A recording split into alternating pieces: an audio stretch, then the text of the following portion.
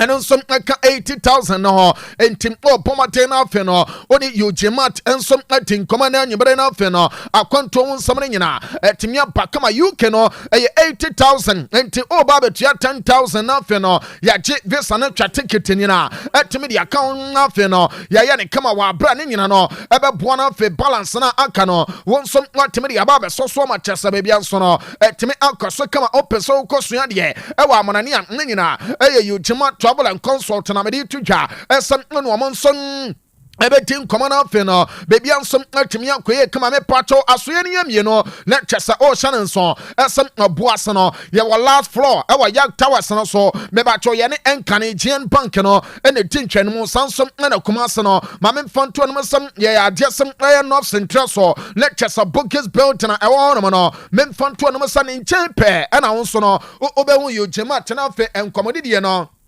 Matimia twaso kama aya no wahyɛ nso ɛsɛ numbers ne nie o friend penifo na fe matin komo ama kyesa bebia nso matimia koye kama ɛyɛ 0553 944 608 0553 944 608 anasa 0552 098 298 0552 098 298 we no aye you Jimat travel and consult and then you mede to ja esam no mo bedin komana fe no aye dia kapia eno so atimi to asociation so esam anwumere ya me no kasa woni je ho esam ansentwa adwuma na kasa wo be ye bi na fe no watimi aye ni ya ne nyina aye Otec School of Journalism and Communication Studies na me to ja me ba cho so nua bi odihie bi anasa wankasa eno wani che won sam ansantru adwuma no won som obetimi aye bia Otec School of Journalism and Communication Studies na me to ja esam obeba modena fe oni empanifon so no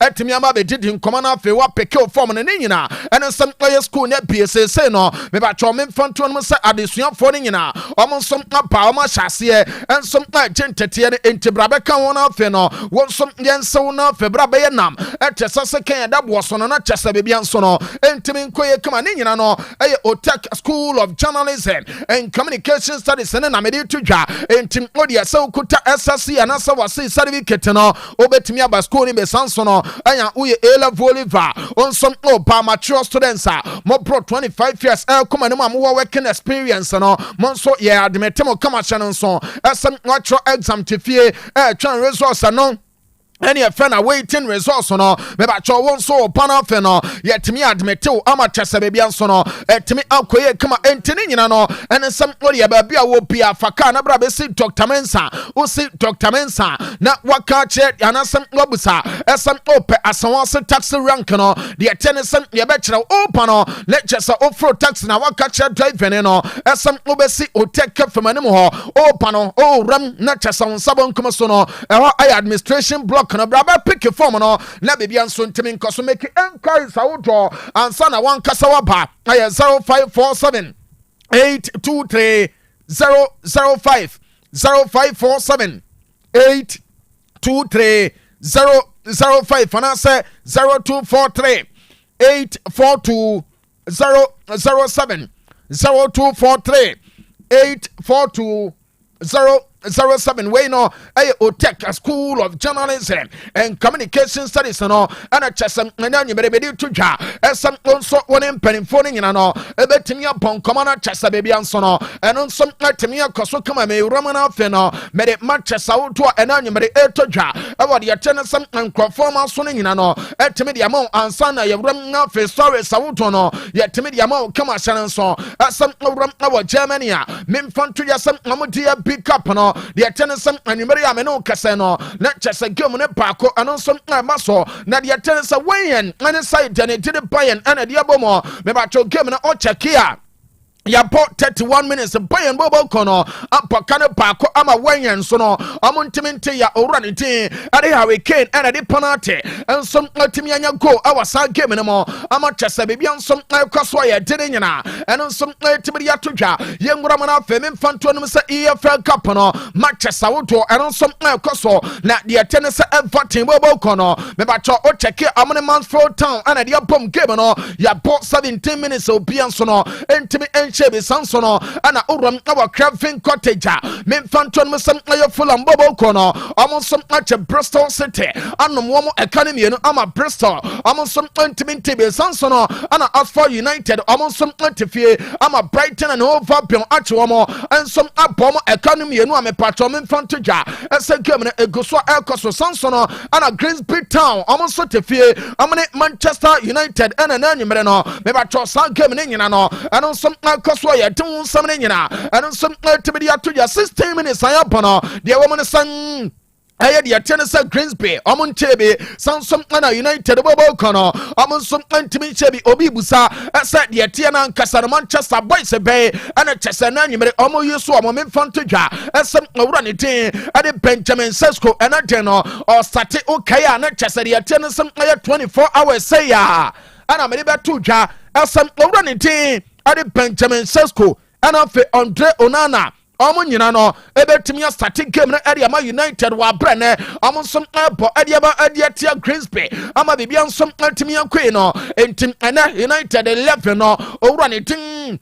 Adi Andre Onana mebacho oda goal post no sansono ana Tyler Aye Fredrickson onsom ebo memfanto no se owura ne din adi 18 heaven ejinamo Harry Maguire ensom ebo sansom ana player letin adi Diogo Dalu ejinamo mebacho Patrick Dogu ebo sansono ana Manuel Ugarte ene Kwame Maino ana omo shield defense no okwo manimu a Matheus Cunha manu owura ne din adi Amad Diallo ana fanimu ono no Benjamin Sesko enti we no aya 11 me patro amowi enwumere ya me no kase no ono nsan edwo mu ginamo ama game ni nyina eno nsom na kwaso ya temu nsam no eno nso tibidi ato ya enti 18 minutes no ani yawram ye tenesa United in shebe sansom na Grimsby Town ensom enshebe ya dire nyina no eno nsom tibidi aba enti we aya de tenesa EFL Cup no omo nsom games a omo bo awa round 2 no ana de no ani atemu nsam ni nyina tibidi ama no yewram na wade ya tenesa ya La Liga no mo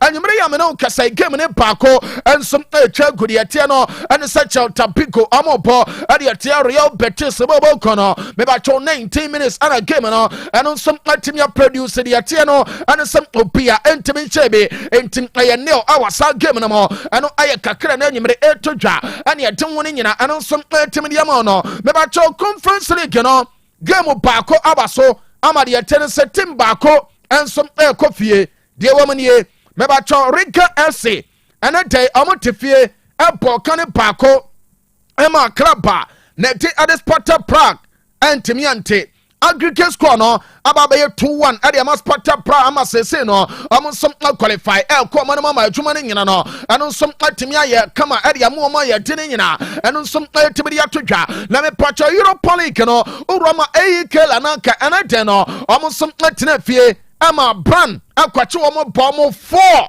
oma ntimi antebe aggregate score no aye 6-1 edema brown na sese no amonsom qualify eramo our Europa League na memfanto no se group first no ama bibia nsom atimi akoso ye kan se ni eramo na fe no ye den sama utopi anonsom atimi dia ba ade afre UEFA Champions League no mo enate ya me no kasa me patro Manchester wodo a ye bona fe ye wi ade tennis draw no anonsom apaso nyankopa bada chena no men conference Karabag bobo kono anaten ama qualify ni nyina anonsom amene Ferencvaros bobo kono ene sia ene game no Leicester Ferencvaros we need 3-2 name no o kan de tennis aye first leg no and second leg ne poma de tie no and some aye side and to the Karabag no amonsom qualify 5-4 ade ko manimo ama ne nyina and some aye sanso no and SL Benfica amene fana Porto wobo kono and some ade poma game no anu o se pa de tie no and some aye 21 minutes asese ya me no kase no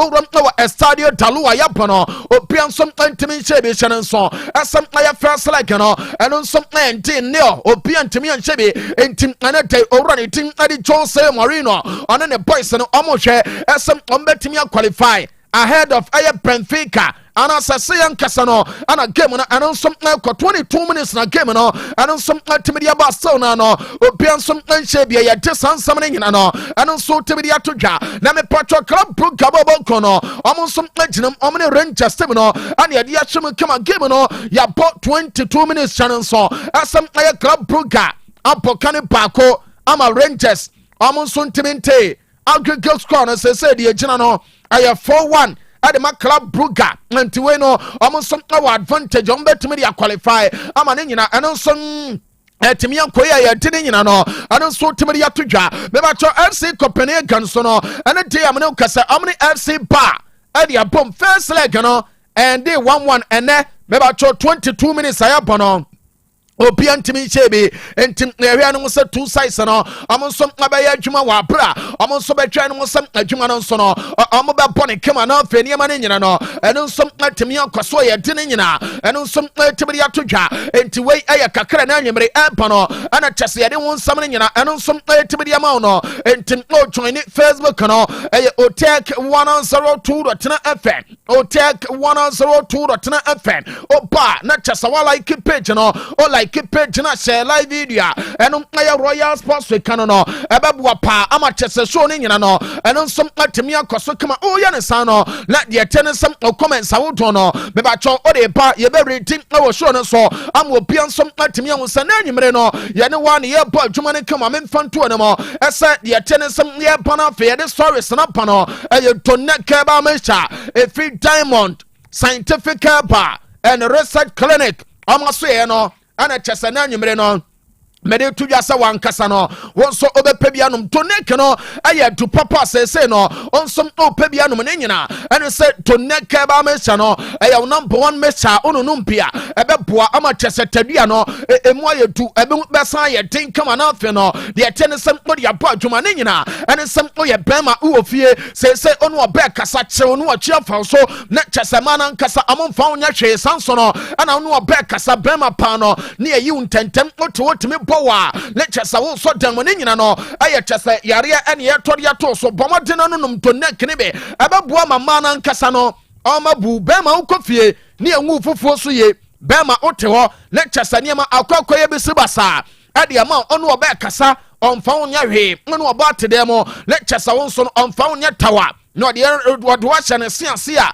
aye to nek ba mesha a free diamond scientific bar and research clinic aso no ena na nyimre wan kasa no onso opebiato na chese bebi anso otimi akoso ne nyina nsa ota Johnson tentem me ba twa wonya accident ma won kasa no emu ta ya usisi no emu ya ota transiche opo adwumaden a edisisi yare no ena aba beto so nti ena nyimre no ononum to neka ba me kyere be ebeboa ama chese ne nyina anonso atimi akosa nso no ena wona se peye Johnson tentem a eye to neka ba me kyano ena wononum ya de kakra be na wa bra to neka no ebe buona feno eno som asebe as ediete some energy booster lecture so energy ne hina no etimi aboost ni kama emana me ma chomo skin no eso ya wewura tesa kotra ho no mo beba mo den afi ma pedo ne ka ba me chene be esansam nonum to neck na eboa no skin no ama ne hina no eno som etimi koye sanso na me mfanto ne mo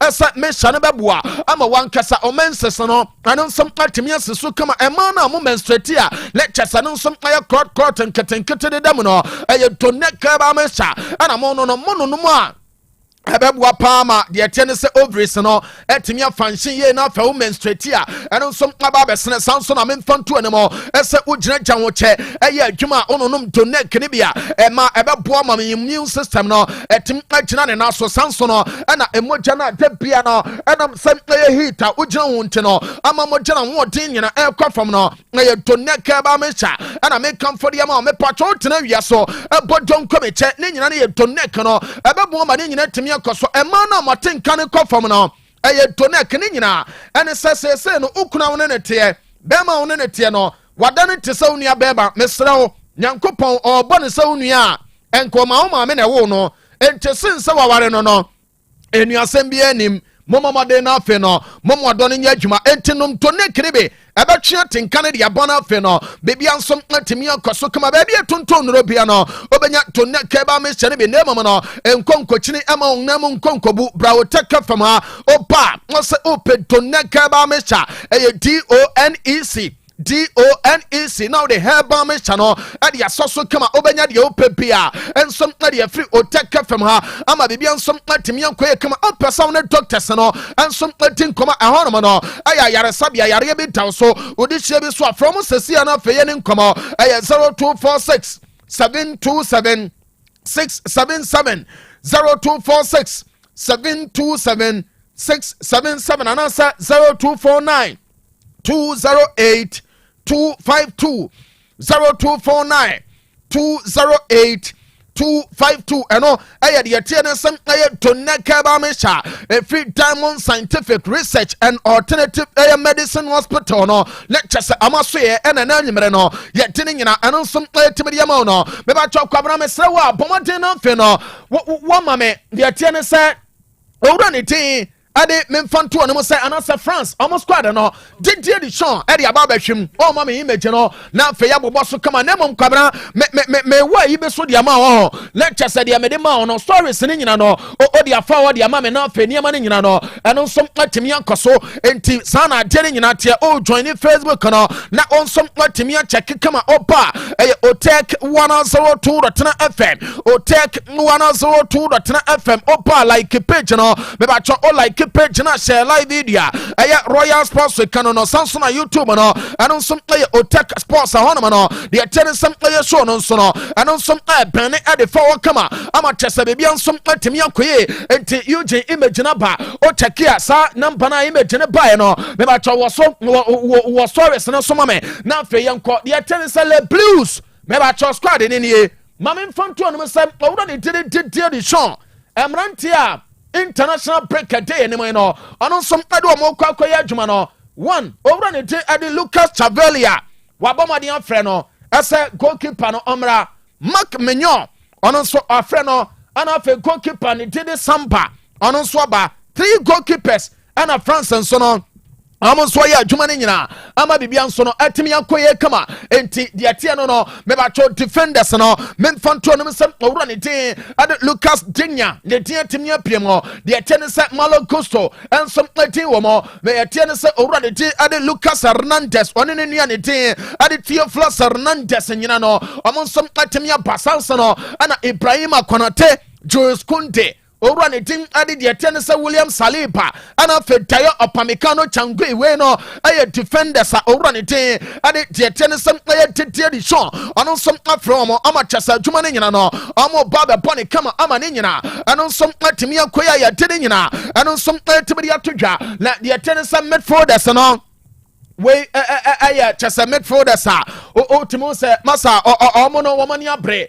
Desire die ne tin wo mo Manu Kone etin womo etra Rapio etin womo Samson ana de atia ne se player ne tin ade Aurelian Chouameni etin womo mame mfanto no se Kefran Turam etin womo enti midfielders no 5 for pe eno no so no ebo matin fra mo ama bibianso bibianso ko ya de nyina eno nso tibidi atodwa na mame mfanto no se attackers no ehonum na de atene se France for no o players awodo o run tin ade de atene se Akuluch ya fra no Bradley Pakola eba Ryan Cherokee Ramo Usman Dembele eba Samson na o run tin ade de atene se Kylian Mbappe lotin Ramo Michael Olise ana fenso no abrante ne tin ade Marcus Lilian Thuram enti wemono ayamrantia me patwora ne tin ade titie di show afromo enti anuafo no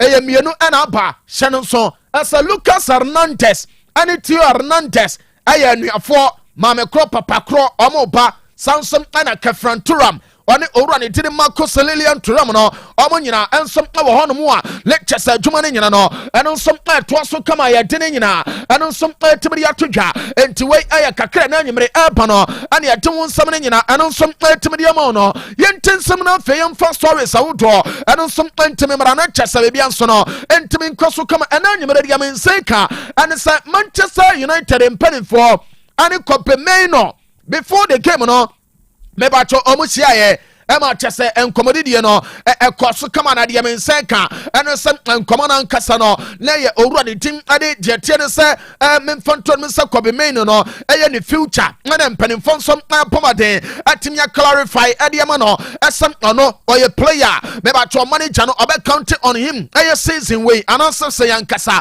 ana chese ne nyina nso no eno nso obetimi yakọ entim na de Sam Milton no memfanto me se before say United nso no baba Greensbury me no memfa nto dwa ɛsɛm ɔmo hyia ama side meeting ne nyina no ɛno nsɛm ɛkɔ so mpanimfoɔ no ɛne point ne ti nkɔmɔ kyerɛ ne reasons why a ɔmo nsɛm ɛma no wɔ club no mu ɛnti nkyɛ bia no deɛ ɛkyɛ ne nsɛm ɛyɛ saa stories awodoɔ no nyina no ɛno nsɛm ɛbɛtumi aba nti United nso no ɔmo hyia kɔbe menua na owura ne dire Ruben Amorim aka ho ama saa meeting no ɛno nso atimi akoya mpanimfo nso no ade nsɛm pii ade ato point nanom reasons a na kyɛ sɛ ɔmo nso mpɛ so ɔbɛkɔ no ɛno ayɛ kakra na anwummere ɛtɔ dwa ane ɛdere nyina ɛno nso ɛtimi de ama mo no na memfa nto no mesɛm ɛyɛ United wɔnom na no ɛna anwummere kakra me nsa ka no ɛne sɛ Alejandro Garnacho ayɛ player ade ma Manchester seesei na deɛ me nsa ka no sɛsia no ɛne sɛ yɛse aka kakraa bi na afɛdeɛteɛ ne sɛ Manchester ɛnsom ɛne side a ne din ade deɛteɛ ne sɛ Chelsea reach agreement ama owura ne din ade Garnacho no ɔno nsom awuram ama biribia nso no ɛno nsom atumi akɔyi a yɛde ne nyina no ɛno nsom atumi de aba enti sɛ deɛ ba ne sɛm owura ne din Garnacho no ne kyɛ sɛ ne deal a ɔde bɛwuram wɔ Chelsea no aka kakraa bi no afei no ɛyɛ two clubs no ɔmo nsom awie na afei Garnacho nsom akɔdi ne dwuma ade ama Manchester United ama biribia nso no ɛno nsom atumi akɔ so yɛde ne nyina ɛnsom atumi de aba Christopher Nkunku ayɛ boy ɔbɔ ade ma Chelsea bɔbɔ kɔ no anyimrɛ deɛ me nsa ka ne sɛ yɛse AC Milan team no ateɛ sim sɛ sesei no ɔmonya Christopher Nkunku bɛboa ne nyina ne sɛ yɛse Milan bɔbɔ kɔ no antasɛm ɔmo bɔ ma day one ama saa game no anwi ne se ama kyɛ so ɔmo ma investors bɔ ka no deɛ wɔmo ne sɛ sesei na nkasa memfa nto yɛsɛm ɛyɛ ɛnsɛm no ɛno nso deɛ ɛpɔ no sɛm ɛyɛ saida ne de ɛde Milan no ɔmo pɛ players awodoɔ ama ɔmo aba abɛyɛ adwuma ama kyɛ sɛ biribia nso atumi akɔyɛ a yɛde ne nyinaa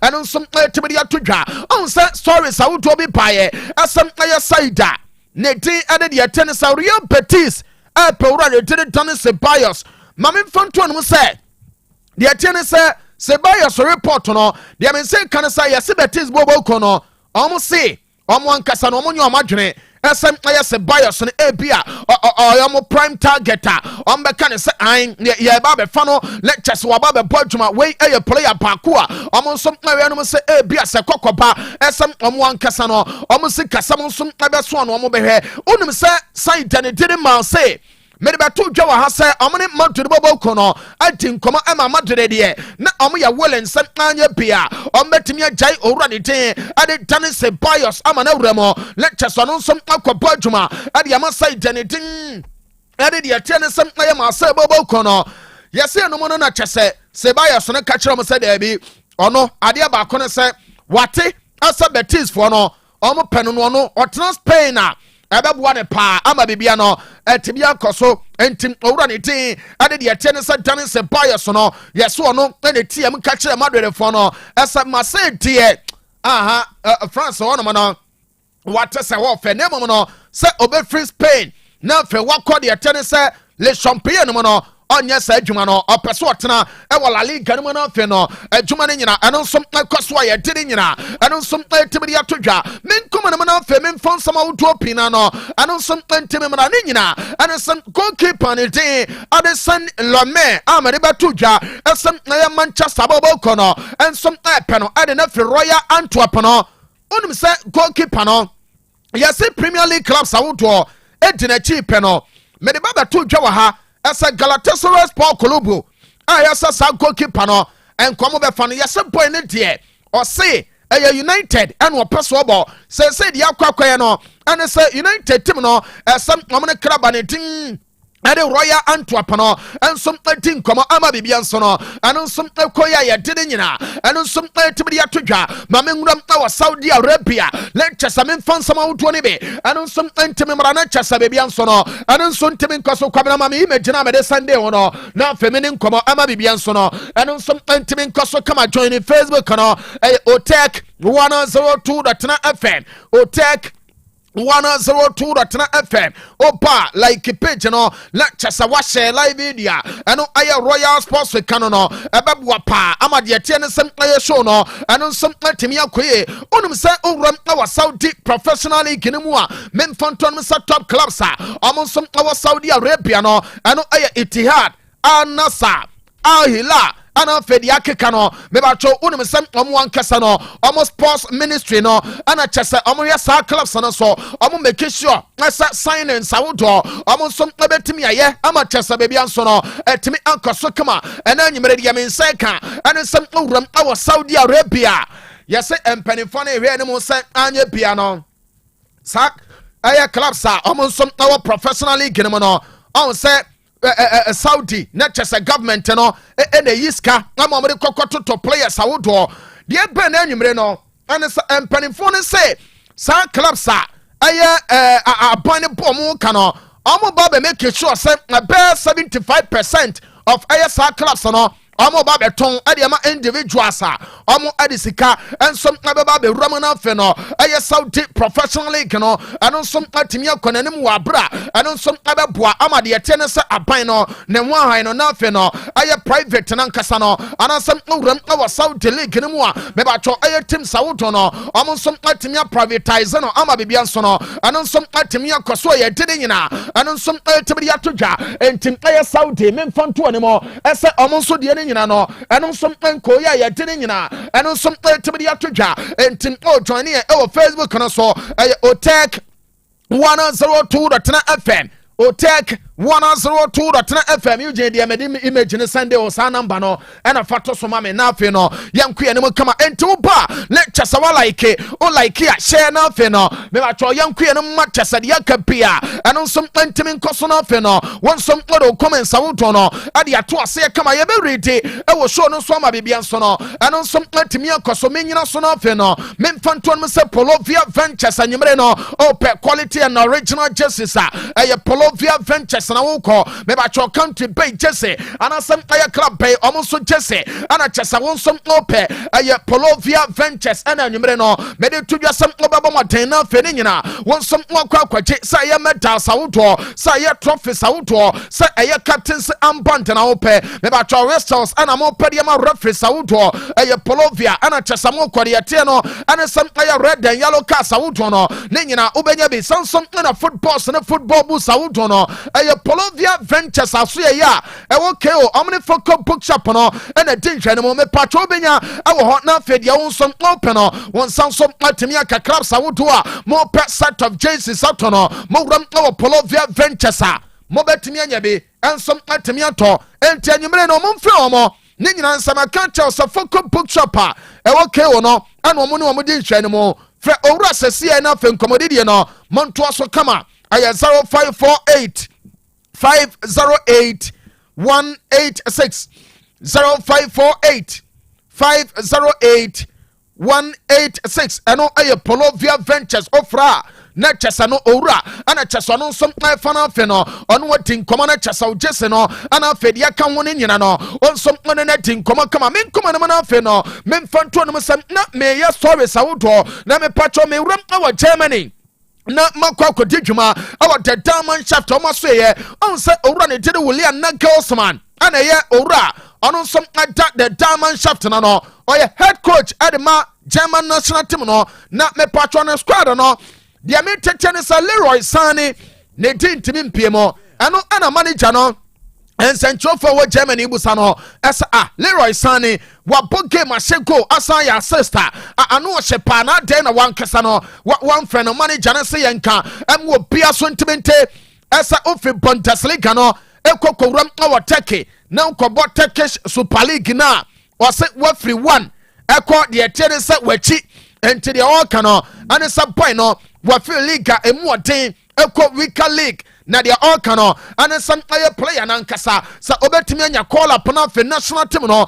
anu some aba be ba eya dwumaden ene se owura ne Leroy Sane no ensom atimi ye ne nyina ene se oya ebeboa ama tesane ma ne nyina no ene som atimi akoso kama ye de ne nyina no ensom atimi de atoya win macaroni aya former Manchester United player me ba tro ne ba ne de Kai Rooney ensom ya adwuma awo United omo under 15 ho na me patron ne ban na nsen ba wo bono anu ohyepa ene ye ne papa tinkomo ade ebusa ne se win na obana nkasa ne dede kai no se yankasa ana eko player no bia se no ohia ne development na ekona obeka ne dache be ese ebi a wo pe club be na chese wakwa develop yo ho ana sa sign na de na nkasa no eno som atie eno no owura ne dede wenru ne ase yenkam wo bia so ntemente asa ne bana ne dede kai no he na ne je eno odo ese obebo ade ama United na ose wo chekia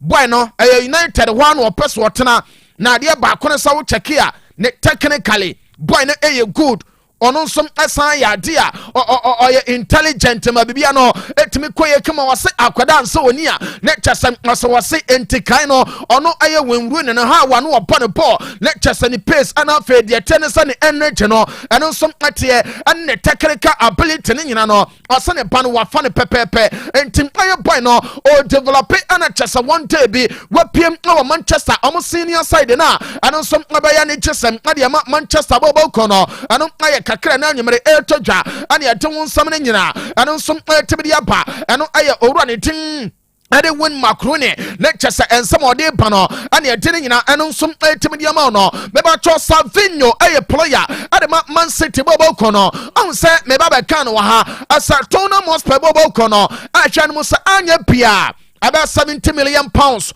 Amade bewuram awa Etihad na afi no amade akwateste City asem owura na edede Savinho no amonsom abetimi anya no anyimere yase Tottenham fo ne wo ha ana omote ya ne se phone no krenenene one na frese ya yekwahwe ya we de Etihad no se Etihad say flight na no se de bi City fo na amofa ya de omne se Man City a communicate adiama Tottenham asa amu player ne tede Savinho no amu ntone ne entone china enti amu ka kire obia asa boy na nkasa sese no aya ne bo na nkasa no anonso china so ye tene nyina no etimi dia ma enti sana de ne nyina no etie channel so asa Osei Enterprise oko na fe quality perfumes no wakwa kwache na de fresh ye ho sa ope Assad sa ope Polo perfume sa ye Club de New sa ye Sugar say matrot anasa perfumes aka ni nyina no anonso aye Osei Enterprise na woko na fe wakwa kwache uwia beba to designer slippers awodo no obetimi age na wo de atimu jesene so ne nyane sam anonso bebo pa entide wo mu no anesam obenya Adidas slipper ewo ho Samsung ana Nike no ebi ewo ho Gucci obenya be Hermes and Versace ne nyina no onsom onsa kame na fe niam ne nyina no anonso atimi akoye kama entipemo awo de atene se Kate Dubai police station no ne nchen wo pe ana wonso obenya Osei Enterprise na fe no monso monne na tidwa ama bibia no etimi akoye kama ekwan ne wa enti ya no fa namba no na wade kan no matin komo 0249 238 370 0249 238 370 anasa 0502 520 634 eno aye Osei Enterprise na nyimre no mede to dwa ese bibia no ebetimi akoso boss yes from the fracture no so no the tense Sergio Busquets wase yemfanto ya mu obia so ntemente se Ballon d'Or we ni de Ousmane Dembele onu obia mpre mu obia nkonko ka se an Lamine Yamal bia de bi wase Dembele onu na Ballon d'Or no yemfama no we no efi Sergio Busquets ana de sansam nyina no etim dia to ya nyina we so ekwan no wasade ya waboboa no ana chesane nyina we. All right, yeah, that's say dog akwaba ejo for Dr. Favor enumere so be cancer ofia ha e bidin koma fa nam yare ho. Okay, Favor Natural Health Care dog boy enkomo e unia mame na wasi bi na menchia Otec FM se de bia ya na ye betna se ne ne atifu din komo na ye kasa fa ya pomde ho na ye nkasa mfa bibia na se ye nkasa mfa yare bia ho se enemu yare na de bia betna fidi so a ye kasa fa ho enemu yare na de bia ye ma atifu ene ahwefo ate ase se bi wo so nko na opese ko ebi wo so na opese ye show na efu so a de bia me kase ye no ya ne ye nhwe ba bia wanante akọ ya ne ye nhwe yiye sa atena so ya ne ye nhwe ugidie ana se enorudu awanum de ye hwa ne se unu betu anamo aba de hwa ne se ofre ana se opese oba oyare na ode ba na se oyare na ofre na ne edi hu nkomo no enye nem yare se no nko abidi a ibetimi ahwew na yetu ase ama na afuru so na akọ ayekonso a ensan so na emabim timpacho utie mi a fa ye number no ofa number na save no Favor Natural Health Care ana se Dr. Favor na fa hye wadwunu mu se obefre anaasɛ ɔbɛpɛ sɛ ɔbɛba yɛ center hɔ a ɛnyɛ koko asɛm ɛnyɛ pressure ɛnyɛ diabetes ɛnyɛ ulcer ɛna ɛnyɛ stroke ɛyɛ namu yareɛ nko a enti wotie me na wodeɛ no ɛyɛ candidiasis anaasɛ white wodeɛ no ɛyɛ gonorrhea wodeɛ no ɛyɛ syphilis anaasɛ ɛnamu yareɛ no bi atena wo so akyɛ na wopɛ sɛ ɛtu ase anaasɛ wopɛ sɛ yɛhwɛ na ɛfiri so a fa number no mepatwɔ yɛ number no ɛyɛ 0245 378 255 0245 378 255 0245 378 255 ɛne padodo na afra na omu busa me special omu tie mi ha che no ya don busa se ya meta aka se ye hwe wana se edutu a onuane bi ni be bi e be kyerɛw ama watwe ho afiri ho nipa dodo na ta busa sa akɔhye de enti a ya na ye kyerɛ ye se ye hu se edronom etu yare ase but enye edro nko na abenu am na etu yare na ase ti na nipa no bebre ote edro bia nka no akwa akoto no anom but obenum a enkosi hwe obenum a enko baabia obenum obo se yare na ekobata ho a na asan so aba eya na woniema bi wo ho a ewo se oye ya na onuane bi wo ha wo se ugye de ya na wo drinks bi wo ha ewo se ugya no ya na wonem bi wo ha ewo se otwe hunfunu efi se yare na efren se enam yare no bacteria ena de ba bacteria no nso wo nipaduam no ono nso wo nuane a se wudi ko nipaduam a support no mani nya ahoden anase eboa no mani nya ahoden a enti ema yare no emfuru so enti no moduro na so oyemre kakra ase obi anom nsa na wabo no bo se aduro no koya na se nsa tete na ni so a na wasan so anya ahoden enti no moduro na se ebo no ne ma ne yemra obo se aduro no san ya na aboa no esan so anya ahoden miwa osan so si di sa anuane na ono aboa na se bacteria no eboa no nya ahoden etimi ehaw nti na ya na ye kyerɛ se enuane bi wo hɔ a ye be kyerɛw amo atwe ho afuru ho enem bi wo hɔ ye be kyerɛw amo agya awie drinks bi wo be kyerɛw amo agya no afei suban ene ne ye bi wo nso no nso ye be kyerɛw at the time o no moduro na aboa ama yare no afuru so nti nya aduro nko na abenom ama yare na kɔsɛ ha bi wo so anase yare bi wo so atitiw ne enam yare timpacho uti a na wa hye no so sa edi ama me ɛna da bia nso me tiefo ti ase se opese yare no kɔ so opese yare no efiri so a enye dakro pe ene edi tu ase nipa no bebre ya na ofra na opetama yare no ebefiri so ye metena nka nkyere obi obeba obi ase oba within 2 weeks and within 1 month yare no ebekɔ ebi se obi a o tie mesabe ana obi aba ho da bia e wo de wi a ni moja no esitie e wo de wi a ne system no respond to treatments e bia onu modura enti obi wo ha obakra within 2 weeks na ne ho atɔ no obi aba within 1 month na ne ho atɔ no obi aba within 2 months na ne ho atɔ no obi okra di se take be 3 months ansa na ne ho atɔ di se wo ba ne ehwehwemu bia wo se ya na ase satini udi nkomo ana ase satisi etwitiwa ansa na ehu ba bia obenum adu no akwa akosi nti utie mi a na no nso wa hye no nso sa edi ama mitimbacho utie mi a edi ebe na obehu ana se nsunsu aso be na beda adi a be mo se wonya enam yare a de bia betena fidie so a ye ka ho asem mipacho san fo ye number no biem ye number no e 0245 378 255 0245 378 255 0245 378 255 save number no Favor Natural Healthcare anasa Dr. Favor ana STD doctor if you say me kam wo hu say eyenemu yare nko ana oba ebetimi ahwa amontina meka say obetimi asave no STD doctor e de aka de you apese usi save no na enemu yare nsunsu aso da bia mbetena fidie so ya na meka say obia ebi wonu su bia no e wo kwan e be fa so asho anasa kwan e be fa so adadi e woni ni paduam anasa ne system anasa ne honam e be kye say wonya enemu yare obi tie me ade a ema ne hu se wonya nem ya anasa ade a tete na enemu yare transfer e ha ne pa yesisi yare ene se bia na yase ebe ne ya se bia oyo oba anaso ebe ma anytime bia no na yase eye ne ya anytime bia no na sisi eye ne ya especially se Johnson kana Johnson said na yase eye ne ya so oyo oba so ebe ma saare ne be mo se bia wonya enem yare afo ye no so to nchen obu ho a de we no so wonya nem yare ye de bia me kan wasem se oba start se o Johnson tentem akra bia na Johnson do akra bia na Johnson do se Johnson kan nipa no bebre se Johnson kan no na wan kan no ho a onru baabi a oso okọ Johnson no na Johnson ni bi kra di kan ba egu ni panties im anase nandawa ehye no eba sa ya na eha adwen pa eba sa anytime bia sa junso obeka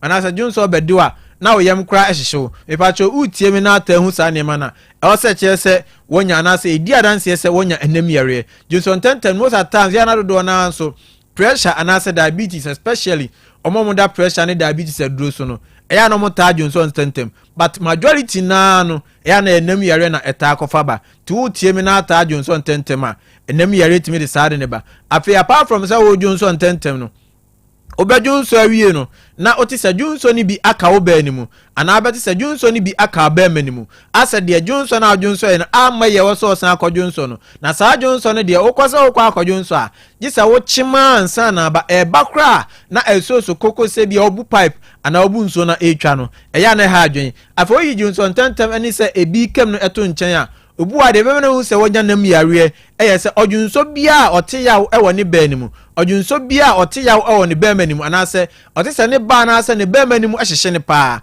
ase bia di makobi anase nsuhye bi na agu ne banimu anase de agu nase ni nyina nso che se wonya enam yare entena ho na nkase wanante abre entena no nkase wanu munro bebre entena na nkase bia akọ ba bi kura na wadwen ye se spiritual enti ye ma wakankyira wo ye no ankosi ba bia enti oma debi nipa no dodo na no ade ba kwa ma se onfra no ni nkomo anasoro ma ho no no anante ya mana bemabu enti na da bia me ka se minim se wa bemabu die minim se anante ya bread ba emom so pese yare ne ko na wo gidie se still na pese ko na betu anamo no abaye center ho a ye be hwe amena free so every se no nko ana ye betimi agina so ahwe na afri so enti utie mi a no ahye no so sa na odi amame afi obu onso a de me na hu se wonya nam yare ye se ensuo egu no titru ni enuano ma no ensuo tagu no anase ensuo tagu eba different colors as a brown as a green as a yellow bisa itimba bebre na ase ho itimba bebre na the scent eba wase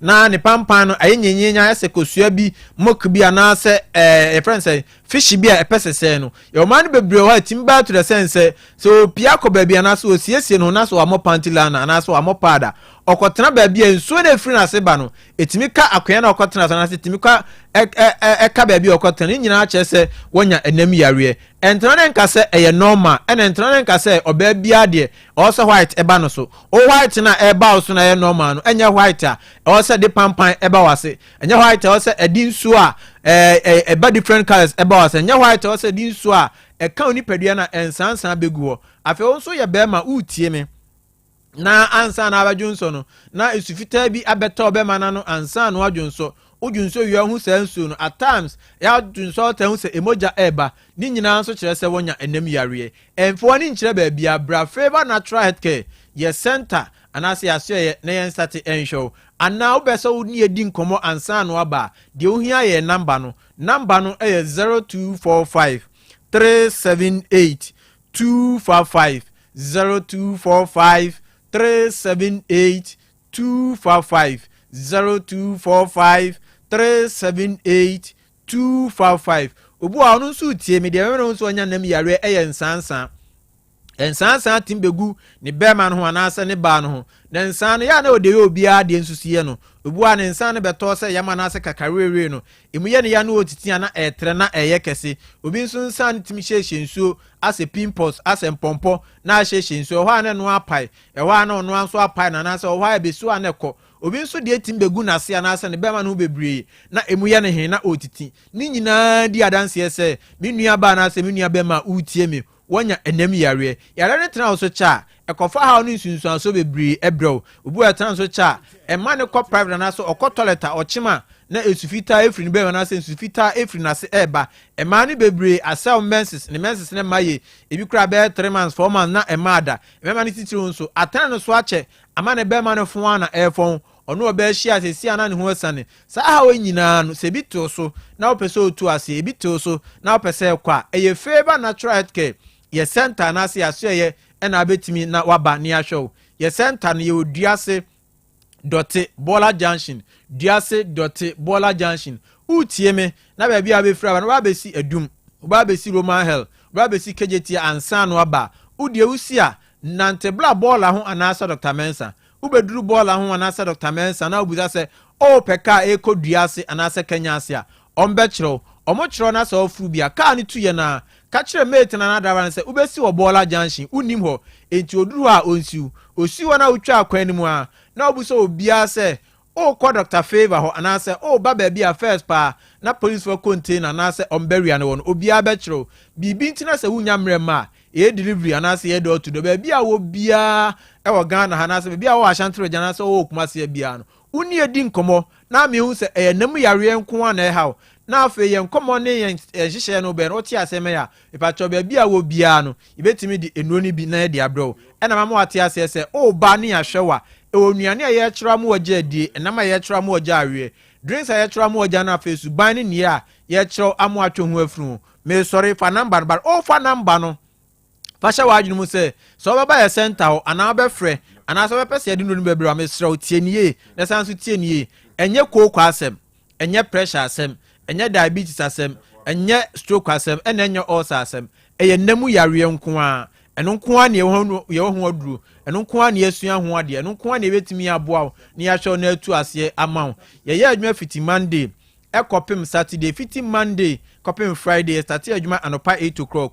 na ya pon anwumre 5 na Saturdays any holidays nso ya anopa 8 na ya pon anwumre 4 me sorry fa number ni biem o fa number no na me sorry na betimi afra mi eni nkomo sense untimi mfra na se fiti nyame adom ekina ko anopa na abefra na wa frɛ ni edi nkomo number no e 0245 378 255 0245 378 255 0245 378 255 ya do bi biase na me ya adoma da se ne ye bese ahia ne edi nkomo bye bye.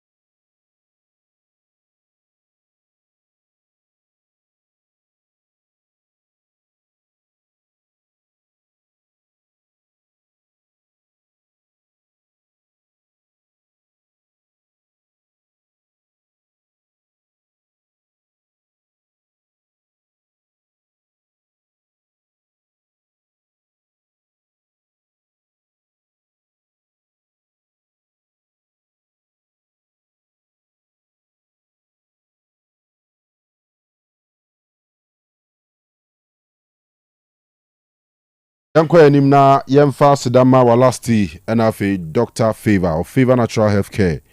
Matches audo bi akokoko sumuma yembo mo amane ansa na yede enkomo na hyehyɛ so dimonza ewa ha na afi kofila bi so wa ha.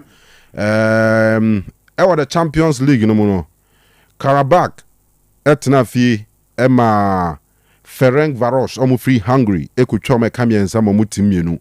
Ekoba ne say aggregate no na abo anu nti penalties and a Karabakh for no they are qualifying to next season Champions League no. Okay, so we cry first legs, right? Second legs, second legs. And Karabakh are qualified to the group stage. Africa hand Quebec and the money zone. Benfica LED Fenerbahce 1-0. Then also Mourinho Yanwin is you. So say first leg and then 0-0 until second half he also UBB. Club Brugge LED Rangers 5-0. Now Brugge for say first say Rangers 3-0 first leg 3-1 mum and I will match 5-0 half time mum until I 8-1 on aggregate after no my second half and FC Copenhagen and Sone FC Basel first leg and they 1-1 half time and 0-0 after na second half as I say na oba oko Spain zwa La Liga kan se ba ko so Celta Vigo etifie ama Real Betis Elidium 1-0.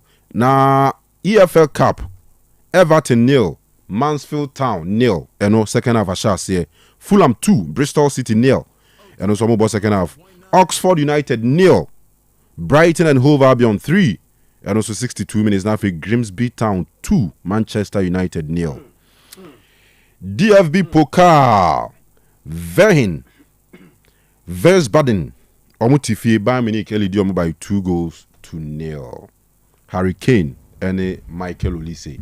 All right, Kofi Akwaba. Yeja. Boko die. Erade adumni ahwie no mani be opening. That's right. Dimonza. Opening. Did I find here? Nyame adum boko. But name Grimsby for ina omama ni oma ye slow kakra. Ama hwan. Grimsby for no. O say slow ama o kakra. No, that be. Oh, okay. Timo beteka no. You better aso mo so wa. Okay. You better aso mo. Na O say imu ye warm up abam. Bruno abam. Bruno, okay. Or the use abam Na or the mbomo abam. Mbomo so abam. Se kunya de home dada. First half for Bobby. mbomo aba na delete so abam. It's a man for visa deja vu to Vanguard Penswa. Or buy on some MK Dons and a born a phone. No. Tibia na fi so MK Dons version of Amorim no. Na window no ebe close na me. Transfer window no. Ending year. Openyi mum keeper. Ye keeper. Mum keeper. Una na enye keeper. Na say man you o keeper. Why? You say say o number 1 ye by in there. But mum pe ba konka ho. Say I want person just say keeper. Person just say keeper. Say Kofi Otec say but but mum pe because so na that your number 1 there. Onana first half numbers no Kofi enye o. O de ti o Kofi Bajouti VT Onana 21 touches in the first half. 3 shots faced. Just we facing 3 shots. 2 goals conceded and 2 errors. Openye a big concern at the Manchester United. Kofi. So League 2. Into omone more difference in 3 on. League 2 your 4th tier. Okay, into omone more difference from Premier League, Championship, League 1, League 2. Into difference 3 in a woman. Difference 3. Hey, who? Better show me. Who 1,000 me wa home find here. Say na me obobi ho. 1,000 bia wonu so a. We say Sudan bobi na me hwe game no ho. Na against bia o ye Man U no. Man U concede first goal so Man U be ba beti Man U be ba be 2 ni de. So we de enye. Oh but second goal ni de. I Tyrell Warren de no. And more de Senkava or dia anke nyina. Because clearly it was a handball. Unana to for me and ball. Hey, assembly yabo. Third goal yabo. Abana yaba. You do reference abana in some. Aba we the aba. Oh, what am I saying? No.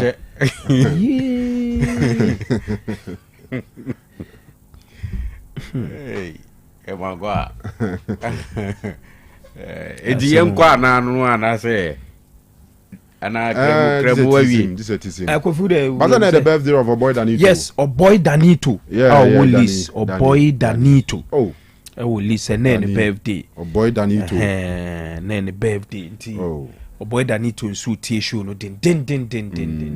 In so no net or no. You In su. Mom my boy. So abrupt end bia. You net on Ya pese we game no. You net on Ya pese we game no. And I'm pa me bon say games for no Kanu. Omuni mi so mu ball 2. Sir. Hey. Omo de omo pene say bia omo bobo na nsuo to. Kremu. E ba say omo As I said that. Oh, they may share that. Who be the man you for top. Oh, they may share that. Born there. Enyemu. Yeah. All right, so awa. Whether Danny Yeman Yes, happy birthday. Yeman happy birthday. Nyankopon Shirano. Yeah.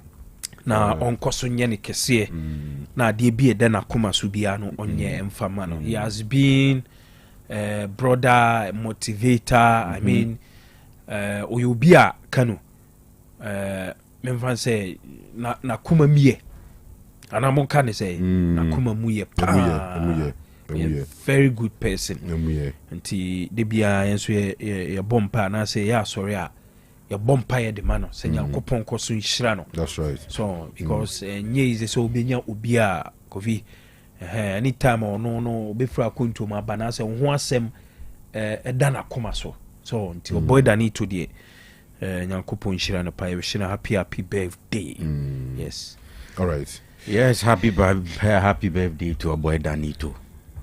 Kanu say etoda ye kasu be a nice man, but ne de ne ya na ye outside nkwa. So we all say so a nice man let say by appearance. But a boy Danito do any day. Or a nice person inside and outside. Good. So enti nyamishra for who he is. Yebebo mpaya manu se onyankopɔ bɛma ne nkwatenten na de bia ne ho ayɛ den na n'ani so ade hunu no ade bia da na koma so bia no ɛbɛbam. All right. It's unfortunate say Leeds for last game omo boy no na a heavy defeat in the hands of Arsenal. But at least omo first Premier League game omo nya a win over Everton. Nti obetimi de no a celebrate birthday no. Happy birthday to your boy Danito. Nice gentleman. Nyamisha ne pa Kanu. Nyamisha no. Mati, to asuma me. Okay. Said ya ye dey just come you asem ni bisa yen sha see free hwa na yen fanya yi. So it is the Carabao Cup. Na se wo scoreboard no so a almost 53 minutes any abo. And the scoreline still remains say United down by 2-0. Said ye na me ka earlier no. 22nd minute pepe ena Venom enya first goal Emma Grimsey ena the second goal no so Tyrell Warren so the second goal no to so ena na me ka say eno de sengava o ho anke bi anke nyina. But again very very bad for Manchester United. Na se say de Kanu United asem no de akwa kopi mu nyina ne se se United eni abotre so mbe twen for bi abe say 2 years bi aka ho dia ene they need to change the manager. They need to change the manager. I was a manager no mu change manager because manager ne na been say obe change. Look at the way he started as usual. Ne 3-4-2-1 and what they started here. Na o hwɛ the way I was starting ne players ne gina mu na eno kra ne man ha adwen. O starting here with Fredrickson, Maguire and Heaven as the 3 men ewe chire ho. Ena Dalu elbow right wing back with Patrick Dogu left wing back. Inti what that means ni say Kanu.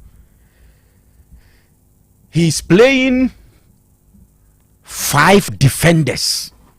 And now Ostate with 5 defenders. And I mean, you can't just get it. Especially when the first 2 Premier League games can pick just a point. Now the conversation around the team is so clear, say. These are the games with vintage performance, with a heavy win.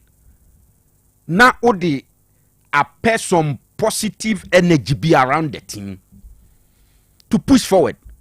Because on next league game, against a newly promoted side, Burnley, Old Trafford. And think heavy win be and decent win be in this game against Grimsby. Now they are building on Saturday Akobo against Burnley. But Ostati against on a side Kanu omunye too known. I mean, and now boss no from Premier League back or Premier League 2 no. You are looking at 4 stages. Anzanu Edru it's getting embarrassing, and everything comes to the coach.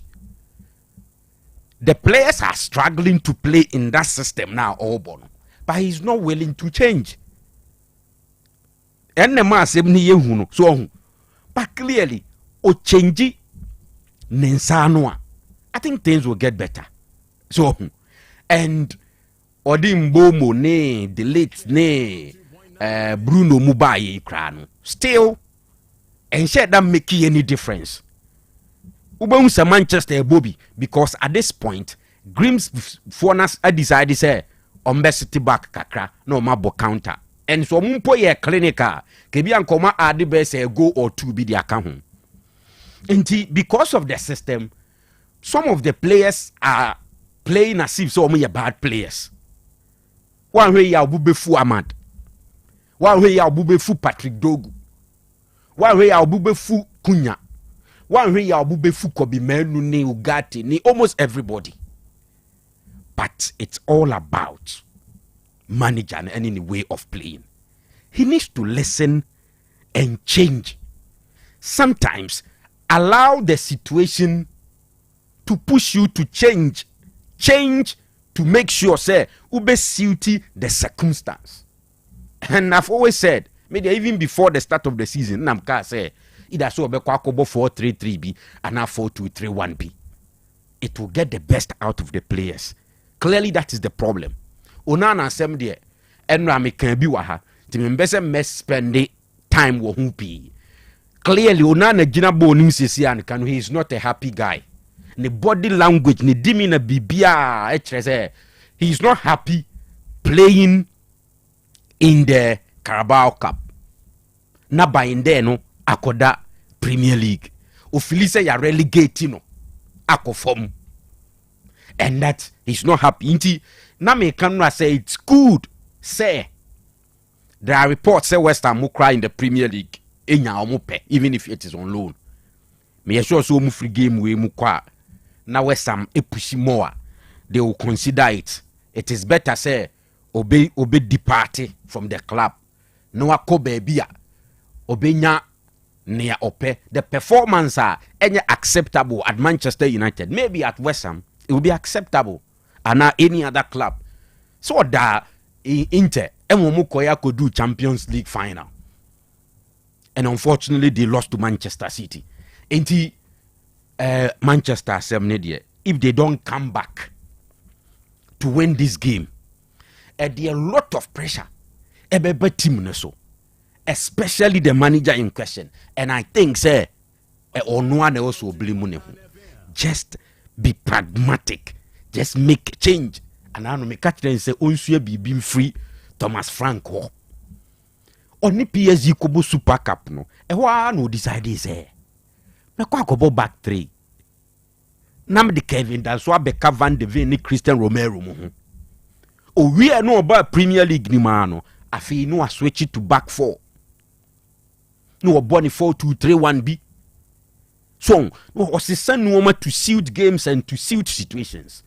And because the manager had decided, say, it is the way I want to play or leave the scene in T.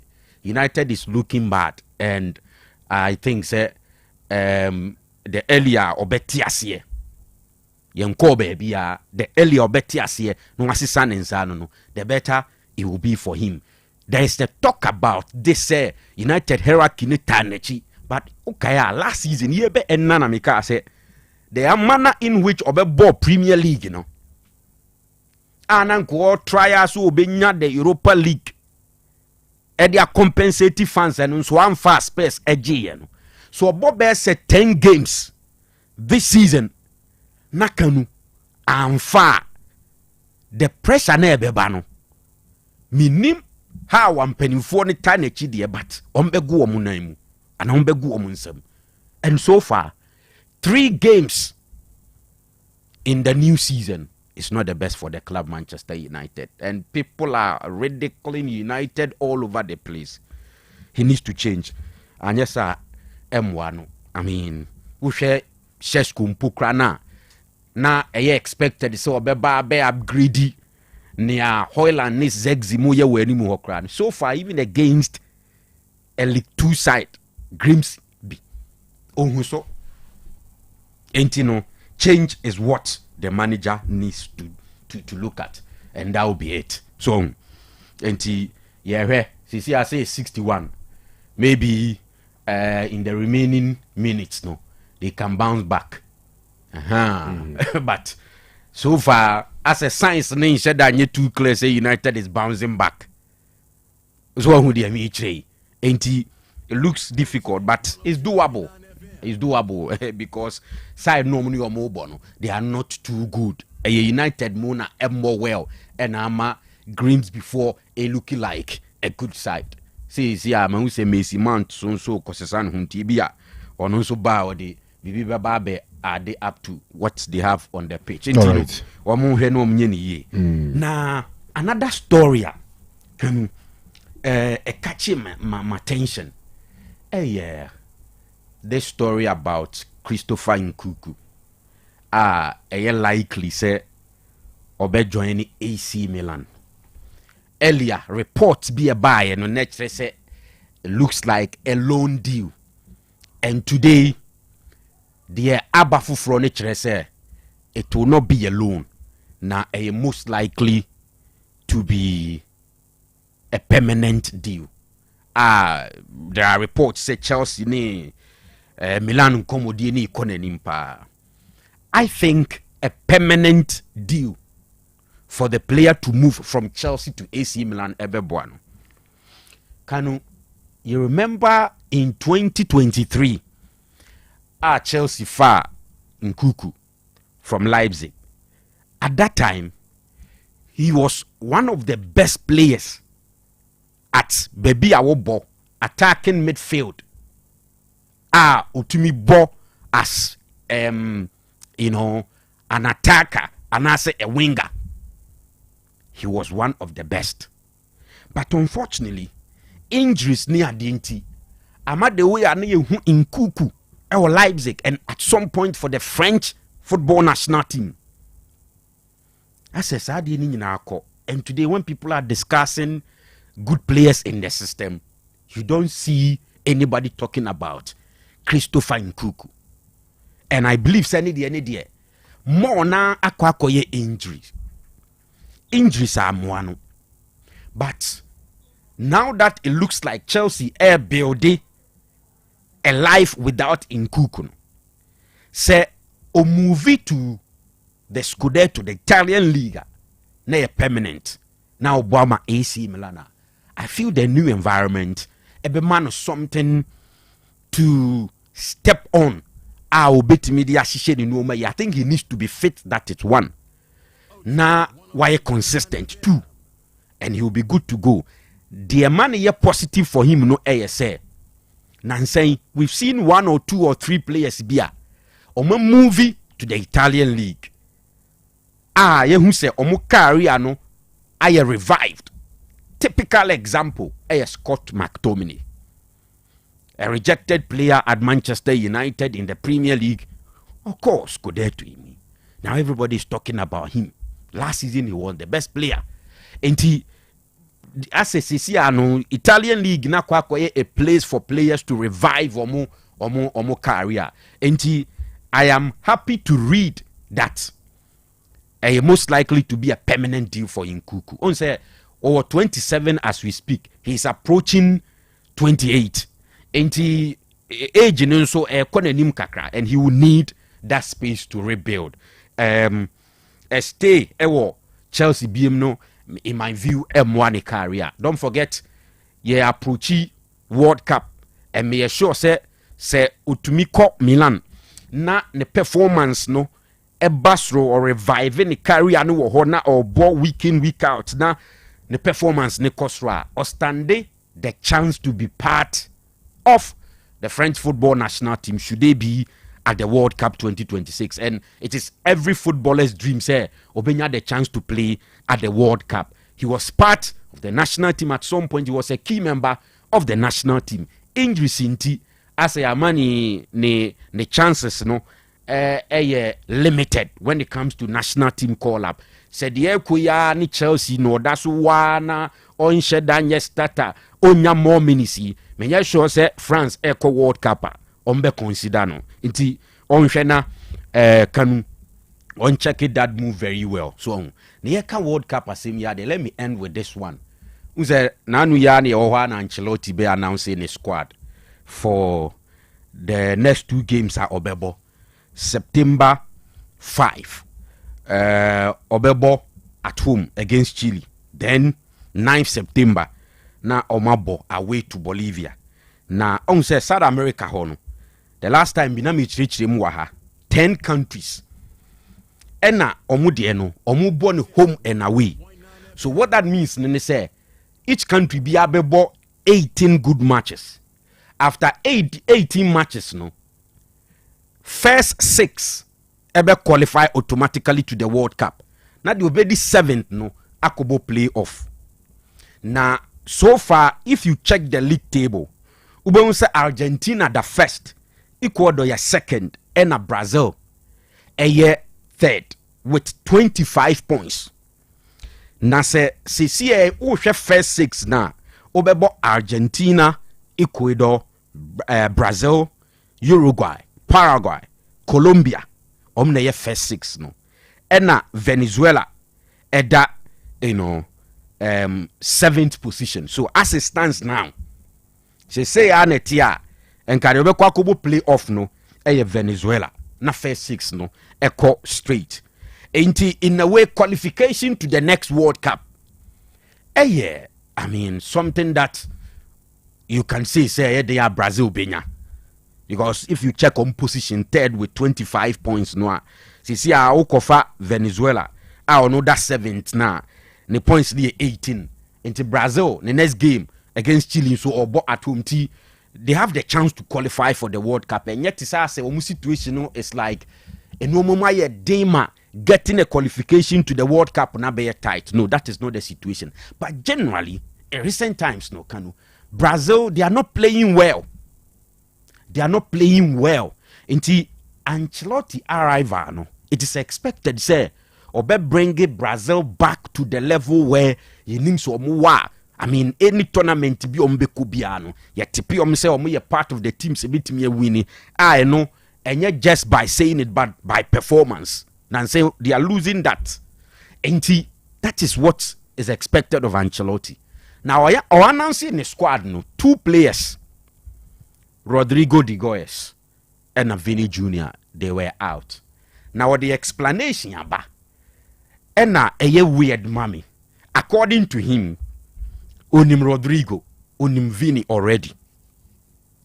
And that or had the chance to monitor other players. So what that means, Nene say, one drop you or more because of performance. But I disagree with Ancelotti. I think that at the end, or a diplomatic or person manage situation. No. So check Vinicius Junior performance, Nansenya.